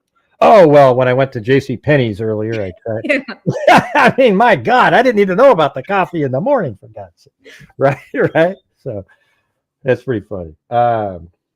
So let's just get back to this. Monday, August 9th, 1982, 3:37 p.m. Fishermen discover Nancy's body in a sleeping bag, bound with a rope and weighed down. And there's different notes. Sorry about we are going to cover Ed's. You're going to read in Ed's affidavit because I think helps. It's coming. It's coming down. Yeah. Okay. You're going to go into the affidavit, or you just? We could, but I'm just going to do the summary. I've already seen the affidavit part where he literally says. I think the affidavit helps to explain how my father's lawyers. Yeah, let's go. We'll just do that. It's not very long. It's only like a page and a half. But let's just get through this, and then we'll do that, and then that'll probably be all we have to do because all of the. I was like, whoa, this is crazy because it has all of the corroborating info, but we just need you on the parts that only you know, right? So Tuesday, August 10th, Thursday, August 12th, Galvani refuses to report Nancy missing. Sometime between Monday, August 9th and Wednesday, August 11th, Galvani calls his mother, Mary Galvani, tells her that Nancy did not show up to pick up Alison at 8 a.m. So he actually calls his own mom up. Yeah. And then says, hey, she didn't show up at 8 p.m. Her car's in my garage, though, and I've moved it twice, but she just never showed up. Yeah. So by the time the police came, my grandmother came out like after a couple of days, and she was there when the police came. So it's weird when you saw the car being moved back into 1871. It's amazing that the killer came back to the house. It wasn't him though. It wasn't Pat. He just snuck into the 1865 garage, pulled it out, and then pulled it into 1871 because they wanted to make sure, get back to the crime scene. And well, it's the most ludicrous thing I've ever heard. When the police recorded phone call, when I asked him about the car being found in his garage, he's saying that it was a serial killer. But then I'm like, well, how does it? But she wasn't living there. How does it, like a random serial killer, know to return the car to your house and get it out of 1865? The serial killer knew to get into 1865. And then, so when I was pressing him on that, then he switches over. Well, it was my car. The title was in my name. Like she was returning it to like my house before then disappearing. So yeah, she comes over to pick you up, and then says, screw this life, and just takes off, leaves the car in the garage, the driveway. And then he goes, oh, crap, she never showed up. Let me put that into my other house's garage for a minute while I put my car in the garage for some unknown reason. And randomly, her clothing that she was wearing, too, happens to be inside my house. But don't look at that. And I'm just telling you, man, if you put this in front of a jury, I don't think there's a soul in here that has questions. Like they go, if you're one of, I'm just not sure, then there's something wrong with your brain. That's one of those kind of cases. All right. It was the Odinists, Gray, don't you know? Yeah, that's right. Sometime between Monday, August 9th and Wednesday, August 11th. Okay, calls his mother and tells her that Nancy did not show up to pick up Alison at 8 a.m. on Monday, August 9th. Asked her to fly to San Francisco. Let's see. Asked her to fly to San Francisco from her home in St. Paul, Minnesota, to care for Alison. And then Tuesday, August 10th, 1982 at 10 a.m., Nancy's autopsy is performed. The cause of death is listed as asphyxiation due to strangulation. She suffered broken vertebrae and a skull fracture in her left temple. Her body had been in the water between 12 and 24 hours. Notes from the autopsy of Nancy Galvani. That's where you get that information. Then Wednesday, August 11th, 1982, Nancy's friend, Nell Tanner, calls Galvani to ask where Nancy is. And Galvani does nothing. And then there's a discussion with DA. Wednesday and Thursday, August 11th and 12th, 1982, the Foster City Police Department releases sketches of Nancy to the newspapers. And then there's points for discussion. And those are different corroborating information. Thursday, August 12th, another of Nancy's friend, Catherine Merkel, calls Galvani and insists the newspaper sketch looks like Nancy. And then there's corroborating info. And then, let's see, does it go down? Looks like Nancy, and then right there. Then Friday, August 13th, Galvani files missing person report with San Francisco Police Department. Behaves very strangely, reading his responses from a legal pad. Claims Nancy's divorce attorney, Preovalos, told him there was no need to file a missing person report. Preovalos signed an affidavit denying that he had spoken to Galvani. Oh, yeah, that's right. There was no need to do it. Like, why would you ask, hey, should I file a missing person report on my wife whose car's in my driveway that was supposed to be in here? Should I call a missing? I mean, come on. Of course you would call it, right? Let's see. Two women. There's an affidavit from the police. I'm sorry, from the lawyer saying he never spoke to Pat.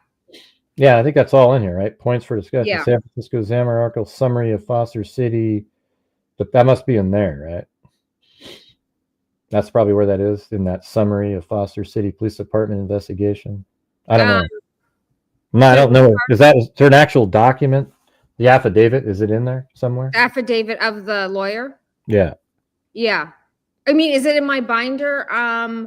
Well, the police have the full affidavit. I think it's at least referred to in newspaper articles and in the private investigator. But the police have the originals of everything. In some cases, for instance, the private investigator working with me, he was allowed to come in and look at their files, but not to photocopy or remove anything. And so he then afterwards jotted down some of the evidence that the police have, but I don't necessarily have the originals, which makes sense. I mean, even the current DA said because of the integrity of the investigation, we can't necessarily tell you everything. But, the police previously have told me there's even more evidence that implicates your father that you're not even aware of. So yeah, that's crazy. I mean, this right here is all you'd need, but if there's I know. more. I think it's overwhelming just with what we know. So yeah. So it says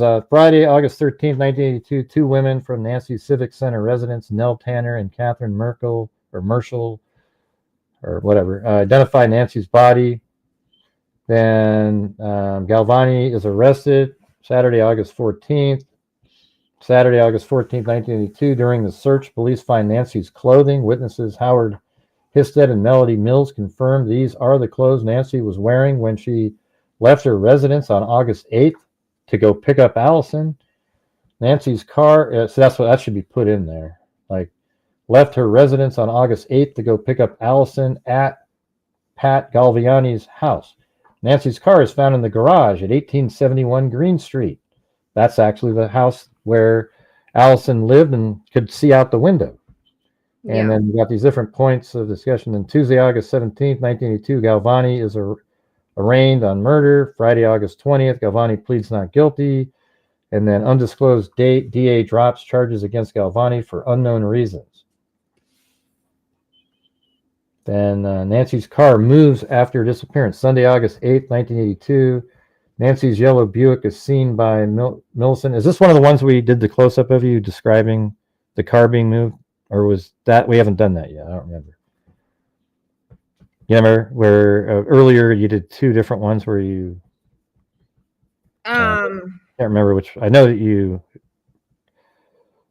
described the phone call that was made when you were... in the car, seeing the car... I think you did do that. Okay, so right being moved into, in the middle of the night. Yeah. Right, so that's this part here. Sunday, August 8th, 1982, 8:20, Nancy's yellow Buick is seen by... Well, it's coming up. Millicent, Meade, and Virginia Junkie park outside 1871 Green Street.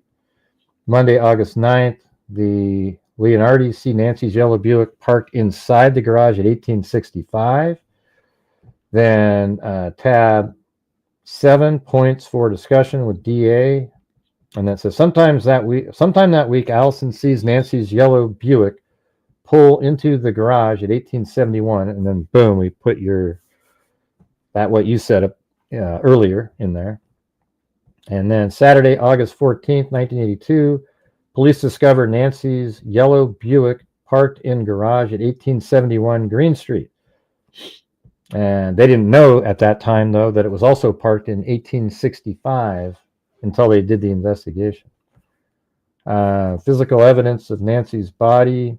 Nancy kept the sleeping bag in which her body was found in the trunk of her car.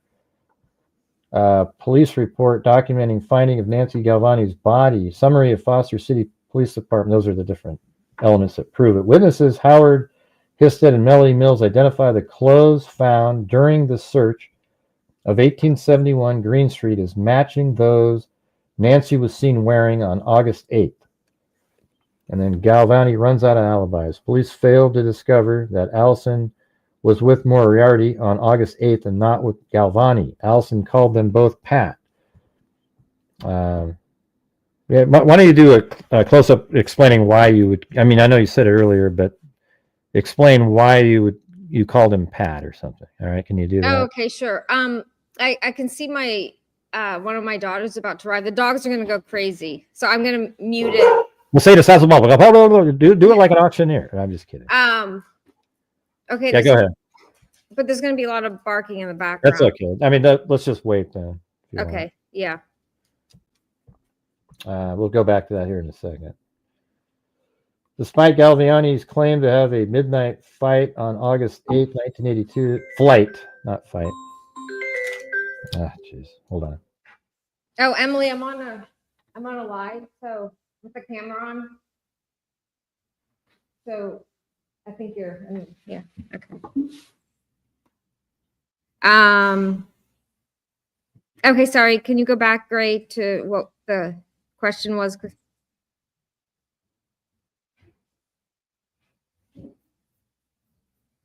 Is Gray still there?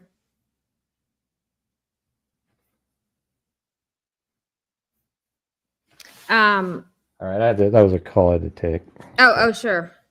Great. So Can I put in the email for we've been having an email campaign to the current DA. Yeah, I was going to have you do that. Okay, Morris, Mia. Can I put in his email into the chat? Yeah. Because I think that's been really effective in galvanizing. Yeah, so everybody email and say, but don't be like, assholes in the email. Just yeah. I'm just saying, because like I would want to write that way originally. Like, what the hell are you guys doing here? This is a crazy, But... I think everyone's been respectful. This DA has he's been earnest. Like, he's, just for clarification, he's not the previous generation of DAs who decided not to pursue it. But yet I think one of the interests in... Yeah, what Murder by Maestro said, be thankful. Like, hey, we really appreciate you looking into this. Yeah. This seems like exactly. the It can just thing. be a sentence like, we appreciate you seriously considering the Nancy Galvani homicide. The circumstantial evidence in this case is so overwhelming. If I was on a jury, I would vote guilty for sure. Yeah. I would maybe put something like that, because it's like, I don't think there's a soul in here unless you're a troll that would vote the other way just for doing it, because they do that often in here. But anybody with a rational mind listening to this, just this stuff, it's absolutely overwhelming. I mean, there's no out for him at all. So I don't know where.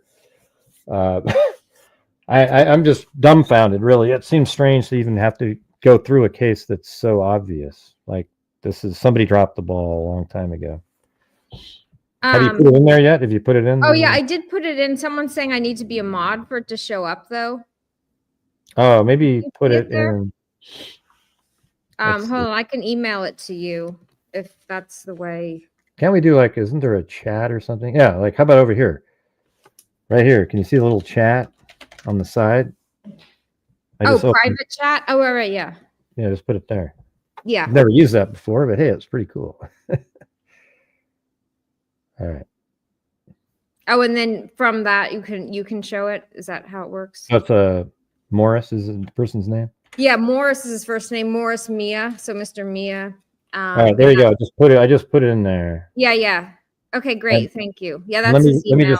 I'll just put the email by itself so that people. He's the deputy DA in San Mateo. So there's the email by itself. All right. Cool. All right, so let's get back to this. Nancy kept the sleeping bag in which her body was found in the trunk. I think we went through that. It runs out of alibis. Despite Galvani's claim to have a midnight flight on August 8, 1982, police do not uncover any reservations in his name. What was the sorry, when Emily, my daughter, was just arriving home, there was something you wanted me to. Oh yeah, you were gonna say that was one before. Police failed to discover that Alison was with Moriarty on August 8th and not with Galvani. And Alison called them both Pat. Yeah. Right? So that was the thing. Exactly. All right. So explain why like that, but try to do it concisely. Like, yes, I called my dad Pat. Yeah, my father had requested that I call him Pat and also my uncle Pat. And so I didn't refer to my father as dad. I called my mom Mommy, but I called my father Pat. And then the uncle was also Pat. Okay. Hey, do you think it's possible? I think we talked about this on another one, that he started having you call him Pat at a later date, you just don't remember, like around maybe even that last year, knowing that he was going to maybe do something like this? Because what are the odds? I mean, this is that part is crazy that he brings you over to a Pat's house and Yeah, I don't know if it was just fortuitous for him or if there was forethought in, because I don't remember. To be honest, I don't remember the origin of when he first asked me to call him Pat. I had been calling him Pat for a while as a child. Okay. All right. And then despite Galvani, I mean, I can show you like emails from him. He doesn't sign it Dad. He signs it Pat. Like he. Yeah. Yeah. It's not a big deal. You just explained, why or whatever. Despite Galvani's claim to have a midnight flight on August 8th, police did not uncover any reservations. Great. Do you want to see the last email that I ever got from my father? Yeah, you could send that. I think this is it right here. Let me just get through this part here. Galvani points to police officers and drug dealers as potential killers. Galvani attempts to explain away Nancy's death as a serial killer targeting prostitutes, meaning he says he's she was calling her a prostitute. Yeah. Yeah. He told me she was a whore, that I would be a druggie. So what she did was, instead of she made up the story about picking you up, right? And then she drove over to his house, parked, and then started walking the streets. Is that what he's trying to claim? That's kind of what he's saying, right? Because how would it not have happened? In the police recorded phone call, that's essentially what he's claiming. And then it was auto asphyxiation or whatever. Like that she was the one that brought the car to the house, but then she just wandered off and then wanted to make a quick buck while before the meeting at 8, to pick you up. Yeah. And then in the police recorded phone call when, as a kid, when he'd say, oh, she's taking drugs. And I didn't even understand like different types of drugs. So I asked him as an adult in the police recorded phone call, well, what drugs are you even talking about? And he said, I don't know, marijuana. Mm-hmm. Yeah. And I mean, it's just trying to dehumanize her. She wasn't, and those are his terms. Like I wouldn't use the word druggie or whore. Like Right. Those were just his ways of demeaning her. All right, let's get through this last part. Okay. In conversation about Nancy's death, Galvani makes a bizarre statement. It wasn't my fault. I mean, who would say that? During a phone call recorded by Foster City Police Department, Galvani tells Alison Nancy's death was the best thing that could have ever happened to her, meaning she's talking to Alison, saying that's the best thing that ever happened to you. He would have killed Nancy to protect Alison. So basically what he's saying is this: if you believe I killed your mom, just know I was protecting you. Given the chance, he would have killed Nancy in one more day if the killer hadn't got to her first. Yeah. Basically. He's recorded as saying that. Oh, yeah. Someone here is asking, can I just explain about the let me do the last bullet point. Okay. Then do that. He left Alison at Moriarty's house the night of Sunday, August 8th, 1982, because he was drunk. And so he admits in your interview that he left you at Moriarty's house, right? Yeah, he does. Like I asked him. That's crazy. So he's even admitting. Police have that recorded. I know. Well, that's crazy. That's amazing right there. He himself, he's admitting that you weren't at home.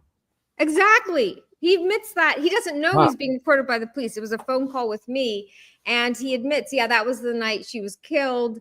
And but I didn't pick you up because I had too many beers and I didn't want to drive. And then I said, but Uncle Pat said it was because your car broke down. And he said, oh yeah, that's true too. Both things happened. Yeah, except at the time, he never really told the police that you were there, though, right? At his house. He didn't speak to the. He didn't have to. After when they came to talk to him with a search warrant, he refused to speak to them. Like ever since then. Oh, I see. So the police are the ones that falsely came up with that you were there with him. Well, his lawyers were saying that to the police. Oh man. But anyways, right there you have it where you're not this right here proves though that he was lying, because he had Nancy come over to pick you up at 8. Yeah, so exactly. His car was already broken down. What time do you say his car was broken down at? Like earlier in the day? Like why would he have called Nancy to come? Well, he denies that he called her to pick her up, but she told many people that, and it's in her diary. He says he did. Yeah. Of course he called. Well, don't they have phone records too? I mean, you'd think that there'd be. It's kind of early days, but they still had phone records, I would think. I'm not sure what phone records they have for that. It wasn't on mobile phones. It would have been landlines. Yeah. Seems like you'd still be able to figure out what he dialed. I don't know, but all right. What was the thing that you were going to look at? That could be for, when the police say they have more than I'm even aware of, like they could have that, for instance. Yeah. One of your subscribers, I saw he was asking, and I just did want to clarify that. Where did the message go? Is Edward Schneiderman the affidavit we're going to look at? Yeah, I think that's an important one. Was that the one that you mentioned earlier? Get back to what you were saying, but I want to make sure I'm on the right page here. Yeah. Okay. So someone was asking, so Jay Case asked about, so the San Mateo DA is Wagstaff, Stephen Wagstaff, and people have been writing to Stephen Wagstaff, but then the assistant DA, who I think, handles homicide, he contacted me and said he was going to just like a few weeks ago. Like a prosecutor. I was originally since I was originally talking to you, saying that he would be the point person and leading the renewed investigation. Because a lot of times they have a DA, and then they have the assistant DAs are the ones that actually go out and do a lot of the cases. Yeah, exactly. Yeah. So writing to Morris Mia, Morse Me is the one leading the current possible prosecution at the moment. That's the email that we put in. But yeah, Wagstaff is his boss. So just to explain that. All right, let me just read. How about this? I'm going to read through this right here. And that'll probably be the last thing we need to do unless there's some other element. What about, is this going to, the school thing wasn't mentioned. Him having you signed up for a different school. Do you have that somewhere where there's proof? Well, I was going to Sherman, and then he switched me to a different school. Yeah, and they have, when I registered, and he told me, he brought me to the school. His mother had come out like a couple weekends before my mother's murder, his mother, and they brought me to that school to register me, but told me not to tell my mother. And I did go to that new school then. Okay, should we do this one? How about let's do it just do it a really short way, like you found out later how you were okay, so yeah, just try to do it in like a real concise way right here.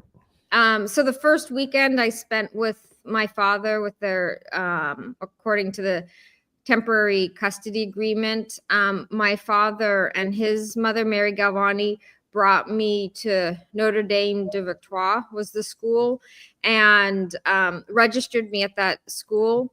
I had previously gone to a public school down the street, Sherman School, and would have continued at Sherman if my father hadn't enrolled me in a different school before my mother was murdered. I'm sorry, I don't always know if I'm explaining that very well, but the point is my father, while my mother was still alive, he registered me at a different school and asked me not to tell her. And of course, it doesn't. Do it like that. Start with that. Before your mother, just do it just like that. Before my mother died, my father told me I was enrolled in a different school. He told me not to tell. And then after he got custody of me, I started going to that school. Just something just like that. Yeah, that's exactly. all we need for that point. So try to do that. Okay, so yeah, my father enrolled me in a different school, Notre-Dame-de-Victoire, and told me not to tell my mother she was alive, but then she would be murdered just a couple weeks later. Okay, well, you got to start over again because you have to say before my mother died. Okay, yeah. Right. So before my mother died, I had been going to Sherman. Start over because now you're smiling. I know I'm doing this like a producer, but just tell it like, okay, right now. Oh God, then the dog's bark. Let's get that in there. So yeah, when my mother was still alive, my father registered me at a different school and told me not to tell my mother. She was murdered then just a couple weeks later, and he had me go to the new school he had enrolled me in. Wow. So there you go. Boom. That was perfect. All right. See, you guys, that's a better way to do it, just like that, because then it's like you get right to the. What do you guys think of that explanation? I thought that was a good one. Because that way, it is good. I mean, lawyers also try to get the witnesses just answer the question I asked. So yeah. Yeah. And let's see. So then it's let's go. Let me read the affidavit by Edward Schneiderman. Should I read the whole thing, or is there? I mean, you could possibly skip the first few points. He's just establishing. Oh yeah, who was married, how they're related, and everything. Yeah, so like what his job was. He was an investment consultant or investment banker. How about right here? Like on or around 1982, I became aware through family members that Patrick and Nancy Galvani were having marital discord. I was later informed that a divorce proceeding was initiated, which included a rancorous custody battle over Alison. And that's usually due to not wanting to have to pay child support. In 1972, I attended the wedding of Patrick Galvani to Nancy Wormbach. So he must have got, okay. Oh, that's Nancy. That's your mom's maiden name. The reception took place the Waldorf Astoria Hotel in New York City. In July of 1975, immediately after graduating from, did I just go backwards? I think you did. Oh, yeah. Wow, that's weird. I mean, he's just establishing that he married Right. my I don't know what father's happened there. That was weird. Okay, so right here is where it says, on or around 1982, I became aware through members that Patrick and Nancy Galvani were having marital discord. I was later informed that a divorce proceeding was initiated, which included a rancorous custody battle over Alison. In August 1982, my wife, Ann Galvani, telephoned me at work and told me that Nancy, so who's Ann? Is that the sister? Ann is my father's sister, so the wife of Ed. So this is my, I mean, he would be my uncle married to but this is your aunt. Sister. So Ann's your aunt then? Right, exactly. She's a lawyer too. I think that's maybe explained in here. So telephoned me at work. So Ann Galvani telephoned me at work and told me that Nancy Wormbach Galvani, Nancy Galvani, had been found murdered. She also mentioned that Patrick Galvani was considered a suspect. My wife suspended her law practice in New York and traveled to San Francisco to take control of her brother's legal defense. She retained the San Francisco criminal defense firm of Keeker and Brockett, and shortly thereafter, Jack Palladino's investigative firm. During my wife's initial trip to San Francisco, Patrick Galvani was arrested on Friday afternoon. At my wife's request, I had my Merrill Lynch broker make $20,000 available at a San Francisco office of Merrill Lynch. Payment was made on that Friday. John Keeker put that money in escrow account from which he drew a check for the purpose of bail. Patrick Galvani was released that day on bail. The bail was actually $25,000, so $5,000 came from elsewhere. I mean, this is in 1982 dollars. That's a lot of money. That's like 50, 60. And by the way, it's Kecker, John Kecker. Kecker, okay. Over approximately the next 9 months, my wife would make extended trips to San Francisco to assist Kecker and Brockett in the defense of her brother. My wife was present at the autopsy of Nancy Galvani. At the conclusion of this period, I heard from my wife that the San Francisco police dropped charges against Patrick Galvani. Can I just say something about the autopsy? I don't think she was at the original autopsy, but I think that my father's attorneys requested to do their own private autopsy. Let's see. On or about May 1985, I was in San Francisco on business. You know, and this 1982 is when this took place. Yeah, but this part is this is the part. This is a really important part, though. Yeah, that's why I was waiting to get to this because I've already read this part. I had dinner with Patrick Moriarty. So this individual, what's this guy's name again that we're reading? Ed Snyderman. Yeah, Ed Snyderman. He had dinner with Patrick Moriarty, the person that Alison, the uncle of the Uncle Pat, Pat Galvani. That's who she was staying with. So he actually talks to her. He had dinner with Patrick and returned to his apartment for drinks and a conversation. That night, Patrick Moriarty and I discussed events surrounding the death of Nancy. Mr. Moriarty informed me that Alison was with him and his apartment the night of Nancy's murder. So it's interesting now to have that, but now we even have Pat Galvani admitting that himself. Oh, Pat Moriarty. So Pat Galvani has admitted that in the telephone call. See, this is how easy it is to get the Pats confused.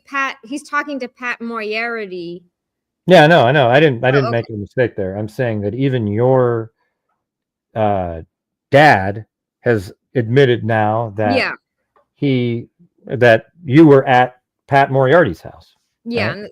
So that's what I'm saying. So now that's not as important that he's saying it, but it also corroborates. It's true. It's not as important, but it does corroborate that what your dad said, and now he says that, and you say it. So you say it too. Yeah, we have it through corroborated many sources. My memory, my father's admission on recorded phone call. And then now Ed Snyderman's discussion with Pat Moriarty. Yeah. Right. So then he says that night, Patrick Moriarty and I discussed events. Mr. Moriarty informed me that Alison was with him at his apartment the night of Nancy's murder. He said he had been asked to babysit Alison by her father. See what I'm saying there? That's important because that takes away his lie about, like what was the reason that he gave for babysitting though? Because I guess that he said the thing about not being, he couldn't pick you up was because his car broke down and drunk. But what was the reason that he told him to babysit you? Do you have that answer anywhere? Because that's sort of. I think he just called his uncle and his uncle agreed. I heard him on the phone call and I found the whole thing confusing at the time. Like, why would my father be sending me somewhere else when I've hardly seen him at all this summer? Because I'd been with my mother and we, left. And it didn't make any sense. And it says, Mr. Moriarty went on to say that San Francisco detectives became confused. So this is Moriarty even says, wow, they were confused, but he never corrected them. Detectives became confused because Alison referred to her parents by first name. And when asked where she was the night of the murder, Alison replied she was with Pat. The investigator mistakenly assumed it meant Patrick Galvani, according to Mr. Moriarty. Mr. Moriarty added that if the police had realized Alison was in fact with him and not her father, their investigation would likely have not hit a dead end. The police apparently weren't even aware that my father had an uncle, Pat Moriarty. They never spoke to Pat Moriarty themselves. Oh, interesting. So they just, and you were home by that time, so it just seemed, like... Although normally a very affable and amusing man, Mr. Moriarty had a couple of hot buttons, including abortion and divorce. That evening, in reference to the murder of Nancy, Mr. Moriarty gratuitously added, "The little whore got what she deserved." I mean, what the hell are they talking about? He must believe what Patrick Galvani was saying, right? Yeah, she was a whore. Mm-hmm. And the thing about abortion isn't that I don't think it was alleged that my mother had an abortion, but my mother was more, in her political beliefs, was more liberal. And so my uncle didn't really like my mother just due to difference in political beliefs, which is also why we had spent so little time with Patrick Moriarty, which made it all the odder that I would have been sent to stay at Uncle Pat's house, which had never happened before. Yeah. Let's see. Following the death of Nancy, I saw spoke to Patrick Galvani very rarely. I have not spoken to Patrick Galvani since my divorce from his sister in December of 1997. That's probably why he felt like he could come forward. I have never done any business with Mr. Galvani, and aside from posting his bail in 1982, which was repaid, we never had direct or indirect financial dealings of any kind. My divorce from Anne Galvani was not related to her brother. Alison Galvani and I have kept in touch since my divorce from her aunt. Our discussions generally center on her childhood trauma. I did not tell Alison about the comments made by Patrick Moriarty out of respect for her feelings until the middle of 2009 when she asked me if I had withheld anything from her. So this is a signed, sworn affidavit. Awesome. I know you got another, show to do later, but I think that's enough information to, I can just put the bullet points on, and I think weren't we going to maybe talk? Oh, what about do you want to see the statement from the lady that saw my mother's car in the garage? Is that in this document though? Yeah. I can just put it in the video. Oh, I see. You don't need me to.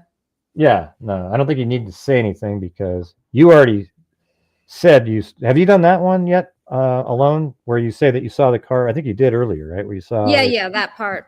And then you have you have all the other materials. There's a lot of other materials, but you don't need me for that. Is that yeah? And I don't want to. You don't want to start overwhelming people. What you just want is bullet point, ding ding, bullet point, ding, ding. And these are the corroborating pieces of information.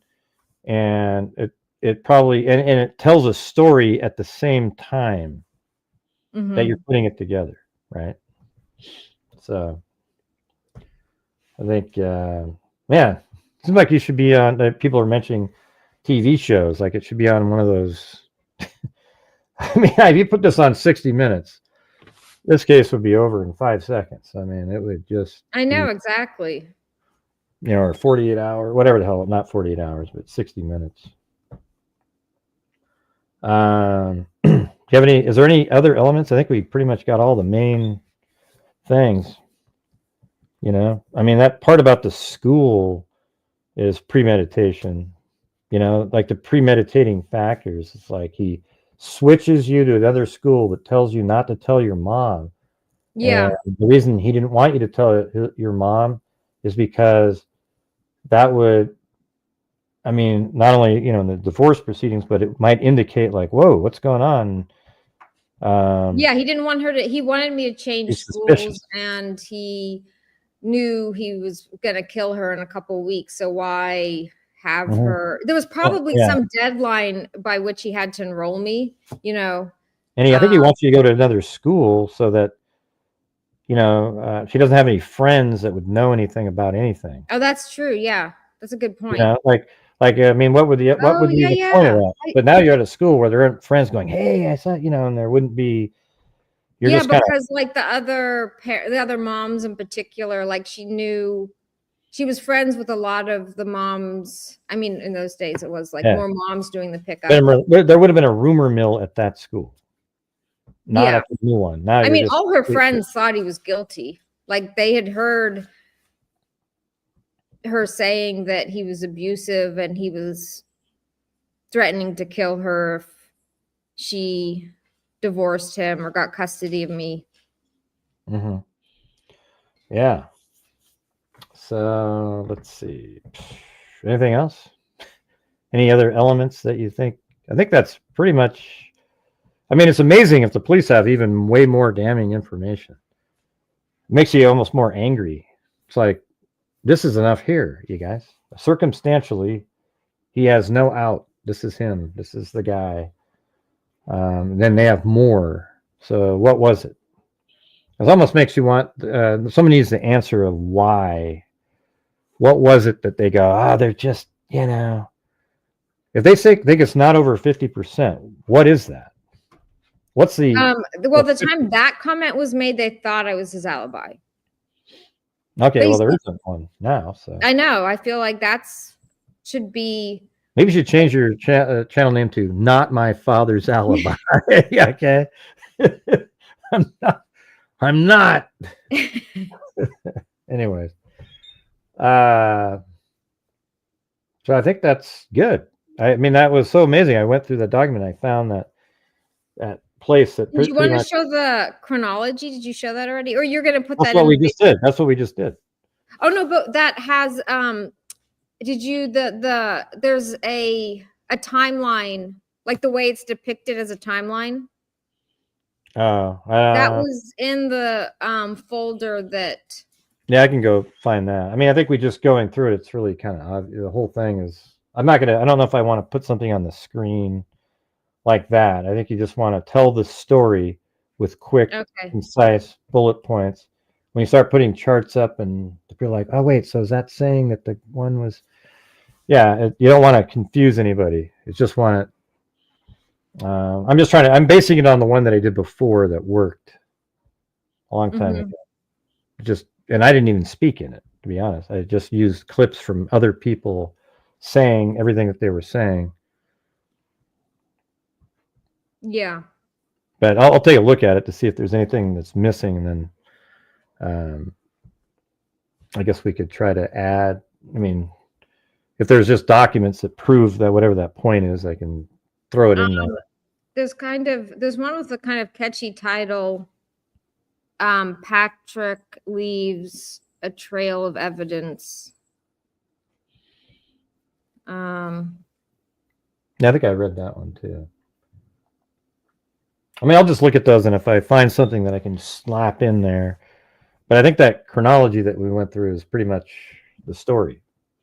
It's perfect. It even has the corroborating information. Then we had you read the portions that you're one of the witnesses of. Yeah. And You I mean, got access to Murder by Maestro made the Google Drive. You have access to that Google Drive, right? I think so. I know I have the PDF files that were sent.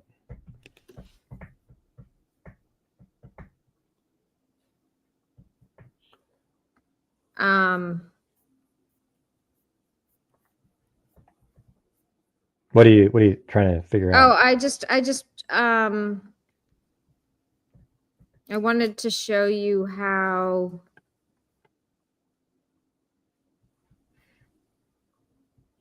Yeah, I have the PDFs. I have both of the. Well, I'll tell you what I have. Hold on. Oh, facts and chronology. I have the binder 1 Galvani, the one that says just binder 1. Galvani points for discussion with police. Metcher mothers. So that might be the document, the Metcher one that's talked about, and then the mothers killing drives daughters quest. That's that big article. So I have those. And then, hey, what do you think of that one picture I edited that fixed it pretty good? Oh yeah, no, thank you. Kind of blurry, but I got rid of all the garbage that was in there, or most of it. Maybe that wasn't the one. Let's see. Yeah, like it's hard to get everything, but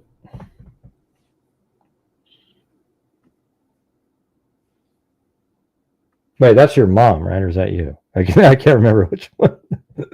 That's you. That's you, right? Which one? Is this picture of you or your mom here? You the one in the. Well, I have it on the screen. Oh, that's my mom. Yeah, sorry. Yeah. That's what I was looking on it. That's my mom. 1950 something, right? Or 40, 50. Long time ago. If you click on the binder, it starts with a bunch of photos of us. The one that just says bind. Yeah. This one, if you go to the top.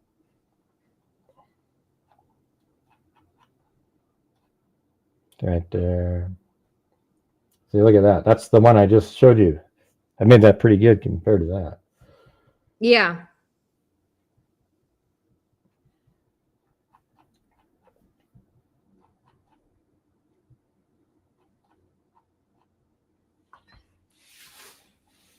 That's inaccurate. That's not right either.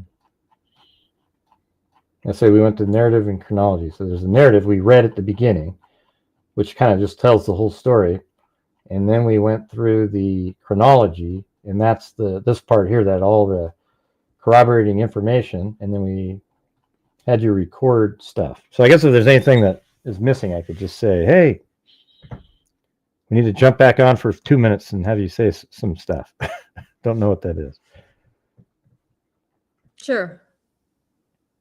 What are you doing? Are you reading something? I'm just trying to see if I can find. You look really focused. Oh, well, I'm trying to find something for you. See, I'm not organized the way you are. No, I'm just using your same document. Yeah, there's a few. These are all the witnesses. Additional documents here. I mean, there's 305 pages in here. I'm sure all of the corroborating. Is this their diary, this thing? Yeah. Amusingly, it's pretty easy to read.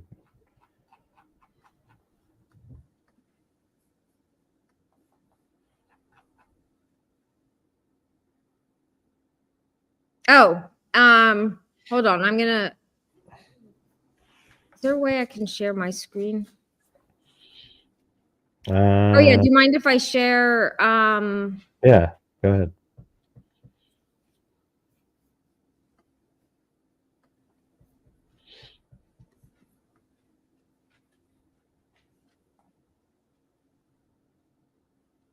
Yeah, that's what I was trying to find.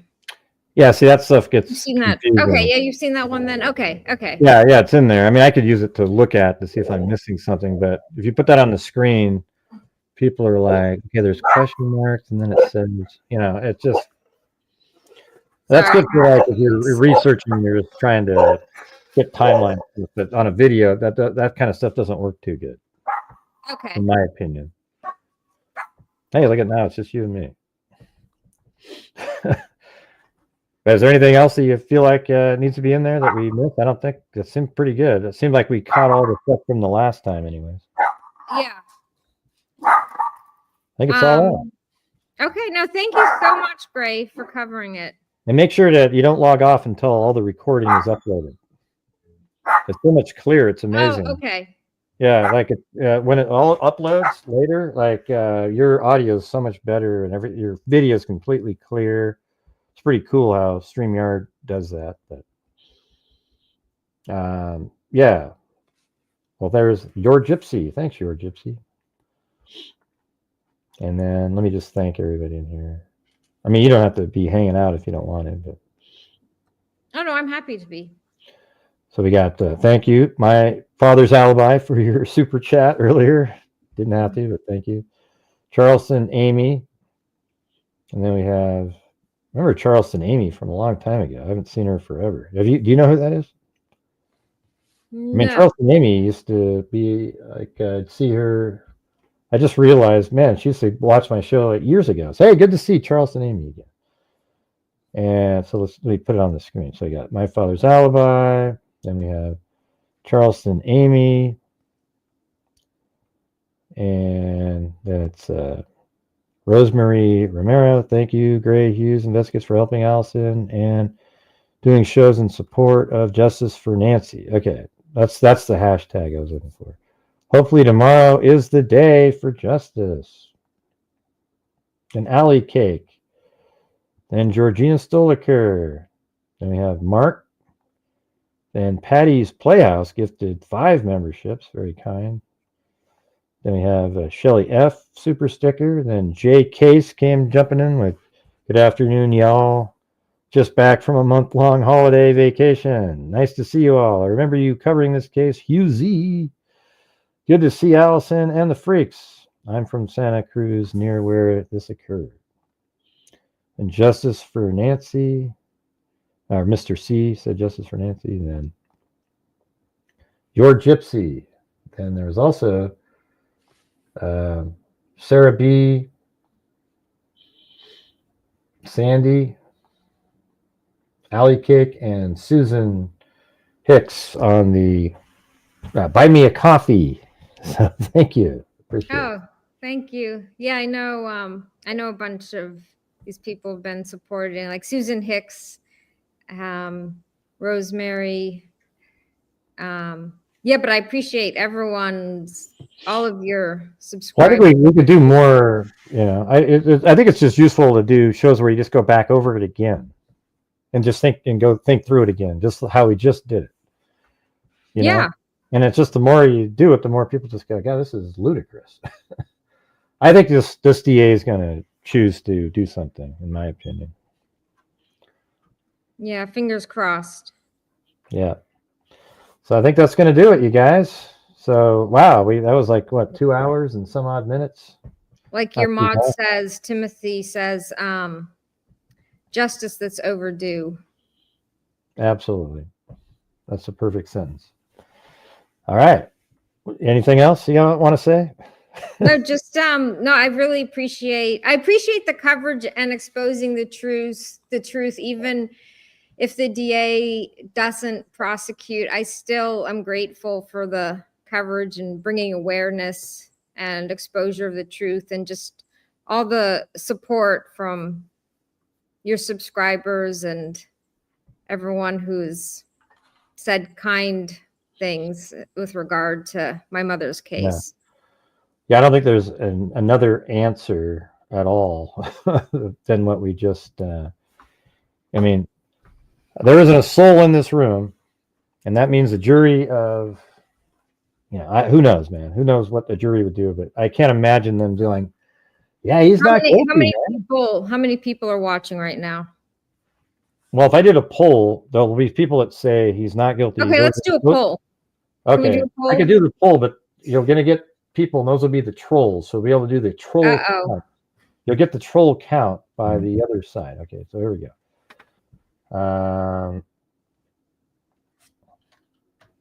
Is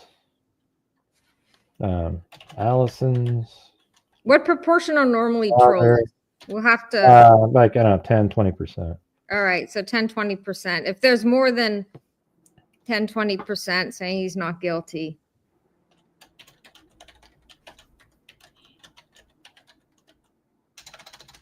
Okay.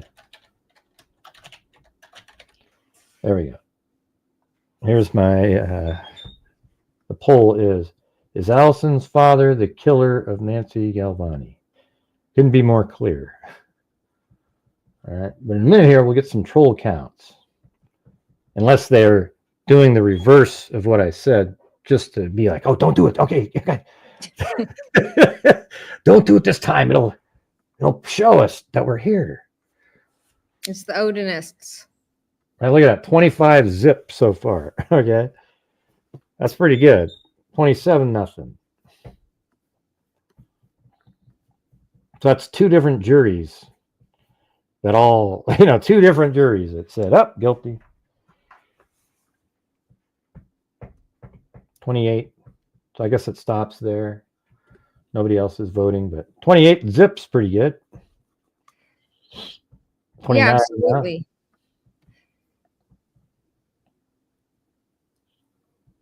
I mean, yeah, you don't see them a lot of times, Jay. They just hang out in the background. They don't type. They just watch, waiting for something. Yeah. Well, for all we know, my father is lurking there. But he'll be the one vote that shows up. Because it's my father's the one who's the perpetrator. Like, I more than anyone kind of have a psychological barrier to get the facts had to overwhelm to snap me out of my denial, so. Yeah. And now it's like, wow, it's so obvious. I don't know, for a while you just didn't want to believe something like that. And then you started looking into it. And I think we touched on that on the last show that you were on with your husband. He was talking about that. Yeah. So look at that. 35 zip. That's 3 juries worth. 12, 12, 12, 36 right there. Pretty good. All right. Well, that's it then. Okay. Thank you so much, everyone. But make sure you don't log out yet until you're uploaded. All right. Okay. I'll just end the stream. But hey, everybody, thanks for watching. Thank you so much, everyone. See you later.